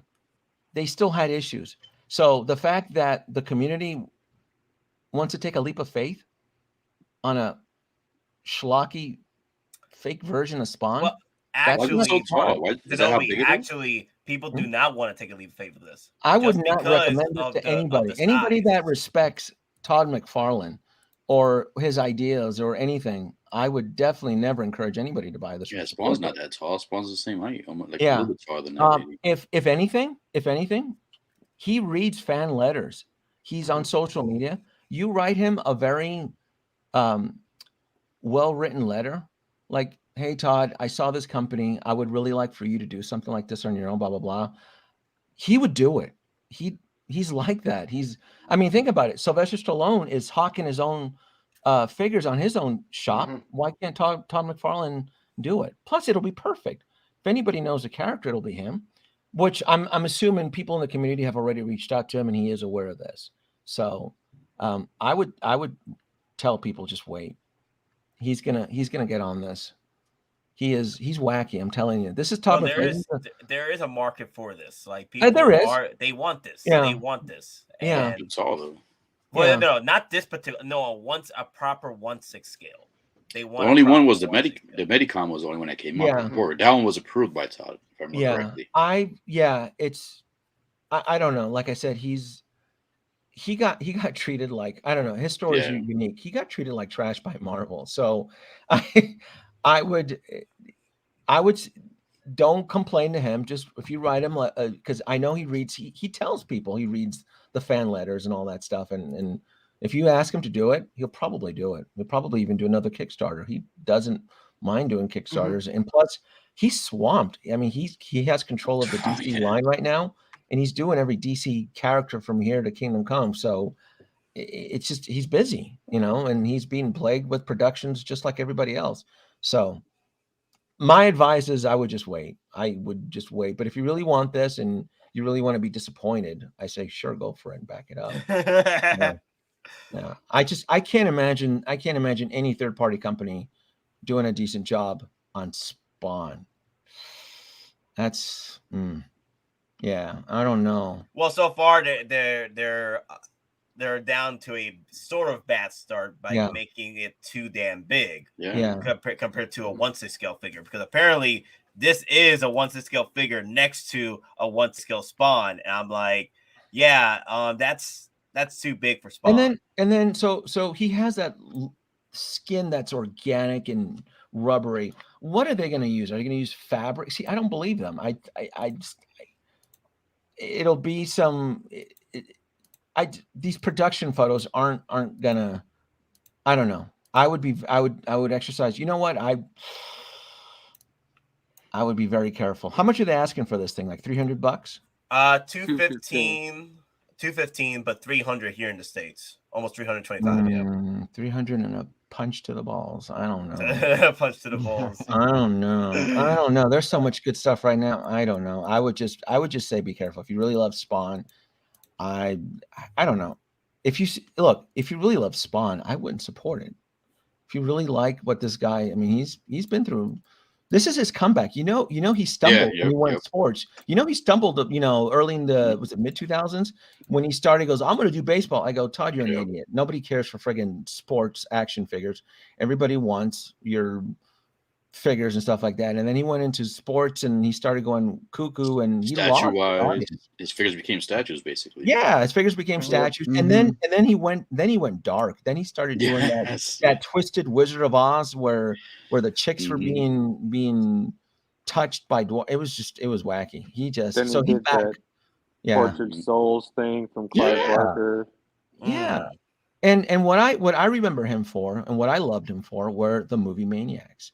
He set the standard for that type of experience where you had like the movie poster, and you had accessories and capturing that scene from that particular movie, from Chucky to Freddy to The Thing to The Fly. And the Alien vs. Predator too. He started Alien vs. Predator also. Yeah, so he just stumbled when he went into sports. He just alienated everybody. That's really what happened. So. But anyway, that's my thoughts on that. That's, there's just too much stuff. We're not the storm hasn't even hit us yet, and I wouldn't concern myself with that. Oh, I want to bring up something with you, Denobi, but before we get to that, all right, $6 super chat. Show the full designs. We're now with full screen. Here we go again, y'all. All right. I don't know what I got here. Oh, you guys are what you got? What you got? I don't know what it is. There's a skull here or something. I don't know what this is. I can't tell from here either. Yeah, just some randomness. Right. Doc. Rancor. I'm just wearing an olive T-shirt. It's just one solid color. No, he's got Venom and the Razer Crest. I know the Proximate Midnight. We're good. Yeah, and Gordon Freeman. Can't forget. That's right, Gordon Freeman. Yeah. This song got this guy for $80. I got to do a strip tease. I got to take some layers off. I got the Batman. No. 66 Batman. Show them thighs. I can do the little spinny thing. Oh, try spinning. It's a good trick. You only got that for $80. Yeah, Gordon Freeman. Yeah. Well, it was on Big Bad Toy Store. Yeah, that's pretty cool. Figure like the body on it though kind of sucks. It's very loose, but I like him the way that he is right now. All right, Cigars Bacon. You got some? No, just wearing a black thermal shirt. Nothing cool today. Gotcha. You with your ninja suit? No, actual just black thermal shirt. I'm wearing this again. Just the old ESB style. I like that one. Yeah. Yeah. So, that's and really my cool. Jurassic Park Sweatshirt. And here I am. Just pick this up. Boots and pants. Now all I hear is the guitar riff. No. Yeah. Well, hey, you know the sequel show? They're supposed to use that same exact music. Oh. What was it? X-Men 97. I remember waking up every Saturday morning. I grab my bowl of cereal, sit in front of the TV on the floor. And as soon as you hear that, that's one of those iconic. It's not just a cartoon; it's an iconic opening for any type of show because it resonates. Once you hear those notes, it just resonates and brings up again your childhood, even or if you watched it with your kids. It's just and the animation was good for the time, and they're keeping that same animation style. Back then, we didn't have much internet, so I was so sad when you wake up, you get ready, and it was a repeat. I'm like, oh no, I already saw this one.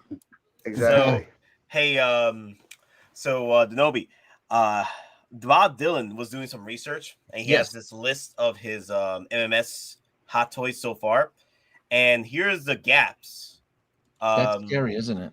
This is scary because look at MMS 615. Look what comes after that. 616, Marty McFly, Back to the Future 3, Doc Brown, 617. The 615 gap right here, man. That could be the DeLorean just waiting to pop in. He has brought hope and shined a glimmer of light into the cave of darkness because I had moved on. This brings hope. Yeah, because I was like, we're not getting it. We're not getting it. But they're right. There is something missing out of that DNA sequence right there. What are they going to fill it up with? Yep. I'm not Do sure. you think obviously it's tied very much to Back to the Future, but do you think now that DeLorean is actually back as a company that's going to be producing cars, will that have any potential effect? So here's the thing about the DeLorean company. They have cried crow on an electric DeLorean multiple of times. I know because I was there 3,000 years ago, Gandalf. And so if James on. He's the one that's like, "Are you excited?" I go, "No," because the DeLorean Motor Company has toted this for a little over a decade. In fact, you can even actually go on YouTube and search EV DeLorean, and you'll see videos and interviews from show sites. And hell, search EV DeLorean SEMA. For those of you who are not aware, SEMA is the largest auto trade show that's held here in Las Vegas. SEMA, SEMA, and they had the DeLorean concepts and prototypes and all that stuff there. And so this is something that has been teased because they've always been trying to do it.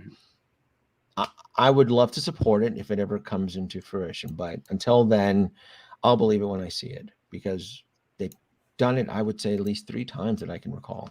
In fact, I even toured one of their prototypes at SEMA because at the time I had access to the SEMA show here at the Las Vegas Convention Center. I had access. I saw it. It looked cool. When you opened up the hood, it was peppered with 12-volt batteries. It was like 20 or 30 of them. So they weren't even, at the time, lithium batteries were still extremely expensive. It's gone down now, but they were using 12-volt batteries. So again, I'll believe it when I see it.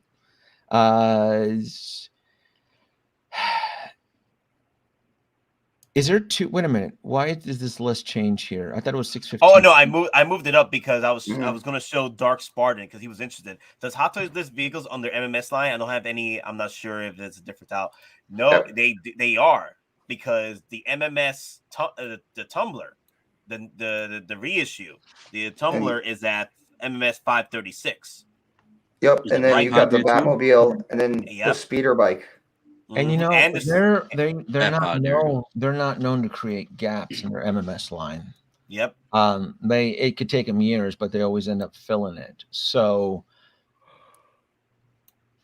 and there's 2 gaps for Back to the Future. How I see it, so the last Back to the Future event was on the 14th of February. The ship has sailed. It's what's today's date? It's 16. I've lost hope. So could we still get it? Like I said, I would support it. You know my dream about the DeLorean, Nate. You know I know. You know why I'm picking up two. You know, one of them is to get it converted into an RC, so I can stick a GoPro cam on there and control that bad boy in 1/6 scale. Yeah, that's what I want. You can see the clock right behind me. Clock to the 1885. Yeah, I want those white walls. I want the Pepsi-Cola circuit board on top. I'll go out and oh my god, can you imagine? Can you imagine that's the one they release? Oh, I'll flip over. I'll be put into a coma if they release the Mark. So it would be the Mark III. The Mark III, yep. The Mark III version 2. So it'd be the Mark III version. No, Mark. I'm sorry. It would be the Mark III version 1 would be the white wall tires. The version 2 would be when the wheels are taken off and then you add the train track wheels. Yeah. So that would be the Mark III and that and so forth. So to have that version with those giant white, oh my god, if they do it in true scale, the white walls were bigger than the actual wheels of the DeLorean, and the vehicle was lifted so that I can drive through the desert. Oh man, I'll go out. I'll find a dry lake bed out by Red Rock Canyon, and I'll drive that bad boy. Yeah, man, look at that. They're kidding me. I want one. See, don't mess with me like this. I don't like fantasize. I don't want to be like those other YouTubers. Like, you know, can you wonder if we're gonna get? No, man, stop it. I'm too old for this. I want this to happen because we're so close, Denobi. We're so Denobi, realistically, I mean, the closest option that you, me, and Loco Lu had was at Comic-Con and that raffle for that brand new DeLorean. That was probably the closest we're ever gonna get to it. Oh. Minimum, like I said, minimum 2 I would get. 1 to display and 1 to retrofit, depending on what version they release. The thing is, like the one they would be able to pull off, you know, without going with the Mark II, it will be the Mark III. You don't need that hover conversion. We don't need that. We could get that done later if we wanted to with mods, like you've done it before. The Mark III would be the less work compared to the Mark II. The Mark II seems like a freaking chore for them. Yeah, I mean, like the Mark III, it's like the easiest thing. Yeah, I would take it. I gotta go, guys. It was fun. I gotta chat. I gotta run. See ya. Later. Have a good one. Wow, the Nobi coming in. Damn, he came in last minute. That was pretty cool. Yeah, we were gonna wrap it up, and then he's like, "Yeah, let me keep you on for another hour." Yeah. So so let's go over the questions here before we end it at 9, because I want to end it at 9, and we're gonna have the part 2 of the stream with the unboxing of. Let me show you guys real quick. Stop poking Doc. Wait, P-Rock. P-Rock is poking you, man. I've been trying to tell him to stop. That's that thigh action, man. All right. So, guys, I'm going to be unboxing Death Watch Mando and finish off with Ray. All right, because Ray, I haven't fully finished her off yet. I've unboxed her already, but I haven't unboxed the accessories. So here, I'm going to unbox Death Watch Mando tonight. It will be at 11 p.m. Eastern. So it's pretty much going to be kind of like a midnight run in a way. Just unboxing these figures. So Doc can come in if he wants. P-Rock, everybody can come in. So I'll just be talking my way and just sharing my thoughts on these unboxings. All right. So what did I want to show? Oh, yeah, that's right. We want to go through the questions because I wanted to finish these off real quick. Okay, Mafia. Nate, do you have a Hot Toys ESB Snow Trooper? I want to know if it's worth an arm and a leg. I want a grail piece, but not one like Han Solo because his body and hands don't look good to me. All right, so okay. It just depends on what you want to be your grail piece to stand out in your collection, right? So Han Solo will be a piece that will stand out over a Snow Trooper. But the Snow Trooper, though, it is a grail piece among the troopers. because not many of them were made, and it's literally you gotta pay an arm and a leg for. So in this situation, damn. I would go for the Snow Trooper, but the thing is it worth it? Not really. For the price you pay for that Snow Trooper, you can army build troopers any day, you know. But let's hear what DonPrime had to say. For me, it's not worth it. An arm and a leg for it. But what does DonPrime have to say? No, I mean it's great if you're like to collect all the different Stormtrooper variants, but for what the Hot Toys one is, if you want a Snowtrooper, I would actually, and this is kind of rare, try and find the Sideshow Commander version, which actually came out after this. So it's not like the original Sideshow Snowtroopers from years ago. The Snowtrooper Commanders within the last 2.5 years. So the prices on that might actually be a lot less than the Hot Toys ones. So if you're looking for a Snowtrooper, that might be another option to take a look at. So it's a beautiful piece, man. I wish they could reissue these or give us like a 2-pack edition. Or wait, you already did that, right? Well, yeah, but that was like the Battlefront version where they had yeah. So, but yeah, I mean it's that would have been cool. A ESB Snowtrooper. Actually, come to think about it, the ESB is not complete yet. There's a gap in the Matrix. Snowtrooper with E-Web. Look at that. Boba Fett 40th anniversary. Snowtrooper. There's your E-Web. You're Darth not going to Vader get it 40th. with Rogue One or with Mando. You're going to watch. They'll do a Snowtrooper with an E-Web. Snowtrooper with E-Web. Cool. Honestly, I'll take that over Bespin Luke. I already got so many Lukes. I'll take that over Bespin Luke. If they give us an ESB 40th anniversary Snowtrooper, pack, that'd be epic. Yo, it's missing. There's the missing keystone right here. Come on, Hot Toys. Come on. Throw us the E-Web cannon right there with the Snowtrooper. That would be perfect, man. Okay, we get the freaking Nate. ESB Han on God. Mafia. Come on. Don't play games with me, Mafia. On God. No. Oh, come on. Don't play Mafia. Do we have to pull out the Jimmy Kimmel clips again? Or whatever. Yeah. It's not going to happen. It's not going to happen. The only time we'll probably get a Han is Return of the Jedi. The end all be all and end of it. Done. Out of here. But I doubt it's going to be because there was no prototypes for ESB Lando when he was first released, right? Before he was first released, there was no inkling or tease of that. So they might pull a Lando on us, right? Possibly. Very possible. Yeah. Mafia, if that's true, man, that's a day one pre-order for me. All right. I have like a Han Solo from Sideshow that I'm trying to kit bash right now. So. Oh yeah, that's right. The one with the Chris Benoit legs. Yeah. Can you imagine season 3 of Mando? We see a Mandalorian Super Commando. Filoni loves him some more. Yo, that'd be pretty cool.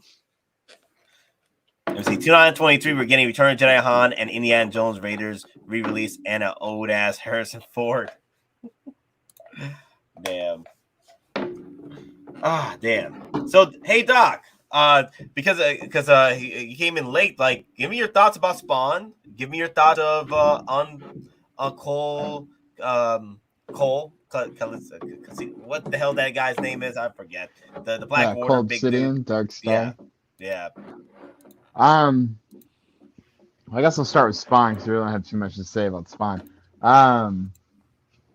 It's probably not going to be something I'll get. I was never really, that big into Spawn, growing up. I think somehow I missed that boat. I know all of my peers at the time, they were all into Spawn back in the day. Yeah, everybody at school. Wasn't for me, I guess. I think it looks cool. I honestly would rather have like an official one, you know, Mm-hmm. if they were going to do it. But I understand, you know, McFarlane doesn't necessarily like do stick scale stuff. The one time he did, you know, that was the one Kickstarter program. It looks cool. I really don't have too much to say though. I'm interested though to see how it comes out. Okay. But as far as Cull Obsidian, oh yeah, that's right, Cull Obsidian. I forgot about it. Give me a second. I'm really excited about that figure, because I always said if they, you know, if Infamous or Toy Zero ever finish the Black Order, I would get all 4 pieces. I think the height's fine. It's gonna be. I'm really scared of how big it's gonna be, like in the display, but I think it'll look awesome, like all paired together with the in-game display. Mm-hmm. Yeah, I don't think he's too big because it fits right for what I've seen in the movie. Mm-hmm. You know. Mm-hmm. These look nice, man. I don't do the MCU much, but these are. I mean, I'm happy some company did them. They finally get some villains in it, and they don't look cheap or they don't look crappy. They look real good. I mean, if I collected Doc, man, I would have gotten these too. You got all the other members, right, Doc? Yeah, and I just finished I got to do a couple more tweaks on Proxima. Like I got to Dremel out her feet and stuff to, you know, so it fits the feet peg or the foot peg on the Feist body. But I mean, she looks good now. Like the proportions look really good. Yeah. You know, I'm really impressed with how this looks now compared to that old janky ass body that was in it. So I'm happy with this. I like how I like how Venom is pretty much thigh blocking. Yeah, it's good. That's good. Yeah. I peeped that, dude. Use your imagination. I did it on I hope purpose. this company continues. I hope they actually do villains from other movies too. Yeah. Like other MCU movies. Who else they can do then? Because I think they already did most of the villains already, right? Oh, right. Ego. They could do Ego. Watch them do Oh, actually, they did do that guy already. I would like to do Outriders, you know? maybe. Ooh, yeah. I'll probably buy some Outriders. Choose Korg and Meek. Oh yeah, Really? Korg and Meek. That would be cool shit too. That would be interesting if they do Korg and Meek, because Hot Toys, they're not stepping up to the plate with that. They're not. They're just staying away from Korg and Meek for some reason. I'm hoping that because of the Next Door movie, we might see Korg and Meek pop in. Ooh, that's a good one. The Dora Milaje. Yeah. Yeah, it looks good. I think Korg would sell just because I know there's a lot of people out there. Like for me, for instance, I like to collect characters that have like voiceover cameos or in-person cameos. Like Korg was voiced by Taika Waititi. Yeah, and so that's why I got IG-11 was because that was Taika Waititi. Like I probably wouldn't have gotten that figure if it wasn't voiced by him. Yeah, like when he's doing the ads, you know, abandon all hope, and then one day later check your email, and you might get a letter from Disney. And then Ryan runs, you got your own show, didn't you, you bastard? Like that kind of stuff is awesome. I love him for that, you know, that character. Right. SJ, I got a little Funko Pop of Korg, and that suffices for now. Yeah. I like this one. Elf from Thor Dark World. Nah, no one was that. No way. No, the actor. You got me there, 360. You had me there. You had me there. The actor who did that wants nothing to do with Marvel. Because apparently he has a huge issue with the way he was treated, and he didn't like it was a comic book movie, and it was like rush. So I mean, yeah. Well, not only that, him and the guy that played Hugo Weaving. Was it Hugo Weaving? Oh yeah, Hugo Weaving is also what Hugo Weaving. He's too busy. That's the thing. He's been doing a lot of theater. That's the thing. Yeah. He's been doing. That's why he hasn't come back, because he's been doing so much theater, and you know the pay is great with the theater stuff with him. Like, why would he need to come back with the movies? That's why. Yeah. They haven't found a deal. That's travel too. Yeah, that's travel too. Yeah. Yeah, people travel to him. He don't travel to them. Yep. Less stress for him too. Yeah. No, he said he'll come back, but the pay has to be what he's looking for, because he's making a killing with the theaters. He said it like, I'm doing great with the theaters. Why would I need to go back to the MCU? Like he wants to come back, but the pay, I like understand, because he has to fly out and pay the man. Like the man, he was there 3,000 years ago. In the year I 3000. was there 3,000 years ago. In the fires of Mordor. But see who else? Iron Man 2 villain. What's his name? Whiplash. Or Justin Hammer. No. Whiplash. The actual Whiplash. Oh, Mickey Rourke. Mickey Rourke. He came out attacking Disney a few years ago. He's been blacklisted from Disney. Yeah, that dude's kind of crazy right now, though. Mm-hmm. He's some stuff. Yeah, Star Killer. Yeah. He said he told them show me the money, and then they showed him the door. They showed the door, and they got the guy from Walking Dead. That dude Aaron, good man. He plays a lot. He can do a lot of voices. It's Aaron, right? I think that's the one. Yeah, Aaron. Yeah, you did a fine job. And P-Rock, you missed your chance at the thighs, man. Oh, that's what I'm talking. Damn. Got him. Five blockers back in the way. Hey, but as far as the Spawn thing, I would love to get that Spawn, but I just don't like the fact that it's so tall. Like that's why you don't get him. Yeah, no, he's too damn tall. I'm a big Spawn fan. I got a Spawn tattoo. That was the first comic I bought from Image. I left Marvel Comics to go to Image when they all left to Image. That's what had me go to Image, and I stopped following Marvel at that time. And Spawn was my favorite one. Spawn and what was the other one? Cyberforce. Spawn and Cyberforce were my favorite two that I love collecting. And I love anything Spawn. Just the cape. See, I'm not worried about the body because even if Spawn's that type of character, you can actually cover his body with the cape, and it looks good for him because a lot of comics, and especially in the covers, that's the way he is. Mm-hmm. So to me, the most important part for me is the actual cape. It doesn't have to be superposable, but why do they make him so tall? That's the thing. Even the sword's bigger than the 6-scale figure. The sword is actually 6 scale. That's like that thing looks as big as Infinity, or not Infinity War, but What If Ultron. This guy's sword right here, right above me. I think he is What If Ultron. Let me see. Let me look up What If Ultron because Spawn is 17 inches tall. Yeah, 17.32 inches tall. Yeah, but that's I think to the top of his head, not to the top of the cape. Yeah, to the head. Yep. Top of the cape. I'm just kidding. I'm kidding. It's the collar, man. The collar.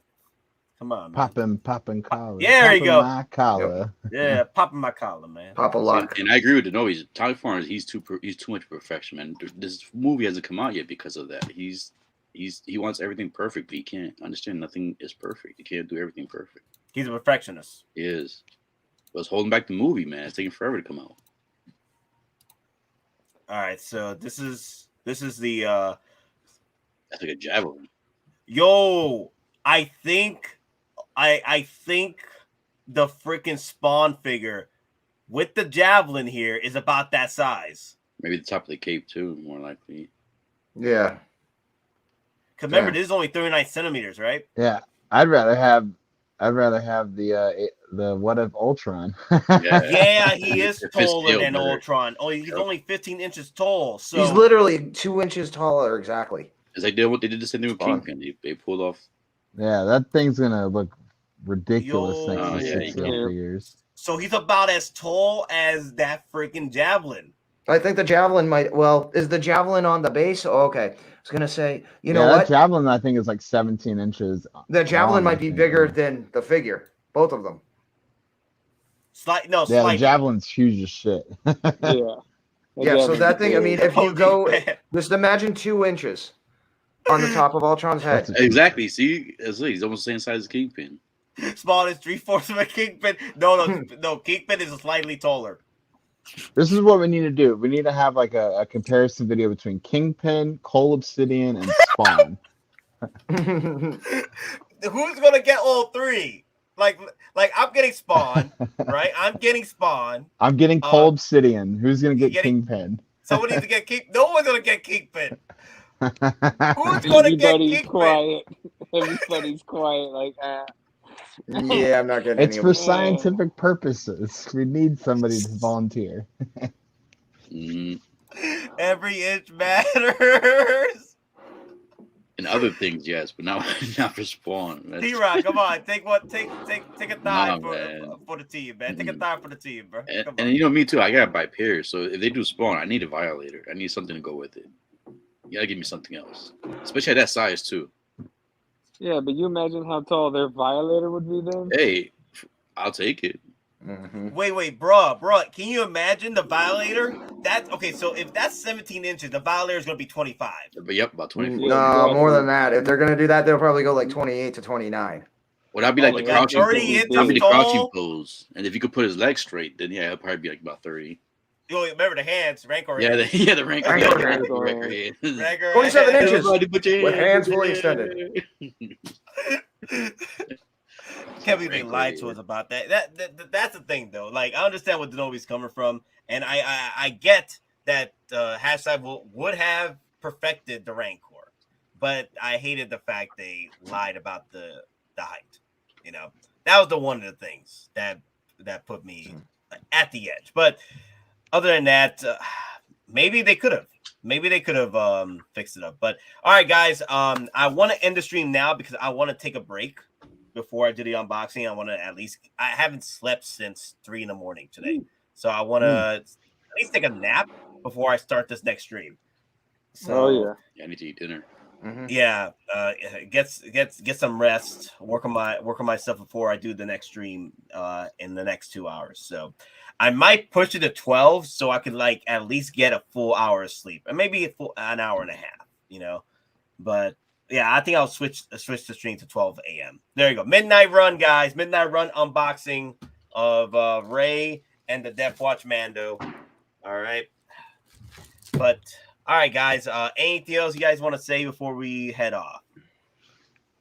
Happy New Year. Don't forget to like, subscribe, share, hit the notification bell. Yeah, we do appreciate that, guys. I haven't been asking to hit the likes in a while, but hey, if you guys want to hit those likes and you guys new to the channel, hit that subscribe button. We've been doing giveaways for a minute. I'm hoping to do more once that revenue comes in, because after January, that hiatus I had where I wasn't doing any morning streams at all, nada, zip. So I'm waiting to build up the revenue first before we start doing more giveaways. So I'm hoping by maybe spring we'll have something next for a giveaway. I know DonPrime is doing a lot more stuff like the swag bag and stuff. So yeah, and again, I'll be going like we did last year. I'll be going back to Disney in April. So last year we gave away a rank set, Imperial rank set, Sabak set, and a 1-to-1 Mouse Droid. So I might pick up something else to give away down in Disney. So it might be Star Wars related. Who knows? When's the next stream? Midnight tonight. Midnight Eastern. 12 a.m. Eastern tonight. I'm going to set it up for 12 a.m. I already have it set up. I just have to transform it to a public stream. So after I'm done with this, because the thing is, I didn't want to set it up and then people get confused with 2 streams at once. I'm like, what the hell? Why is there 2 streams set up? Yeah. So I have this set up right now. Once this is done, I'm going to go over and make that other one public. So we'll start the 12 midnight stream Eastern, 12 a.m. Eastern stream. But all right, guys, thank you all for coming by. Doc, P-Rock, Cigars Bacon, DonPrime, of course, flexing with that snowtrooper, and Doc, man. If you want to come in later tonight and join me with some unboxing for that freaking Razer Crest, you're more than welcome. Yeah, if I'm awake, that's usually when I'm starting to hit the hay on the weeknights. Yeah. We're getting old, right, Doc? We're getting old. I know, right? Oh, I know. Yesterday I went to bed at like 8 o'clock. I was like, "What is wrong with me?" If I go to bed at 9, it's like I go to bed at 9. Sometimes I'm like, it's like, why am I like turning into my parents? Why am I going to bed at 9? Oh my God! Don't get me started, man. Don't get me started because I'm like, I want more sleep. But oh yeah, right, no, guys. It's like literally in the morning, more sleep. More sleep. Yep. All right, guys. Remember, we're just simple collectors trying to make our way in this freaking galaxy, and may the weapons be with you always. Always. Thank you, folks.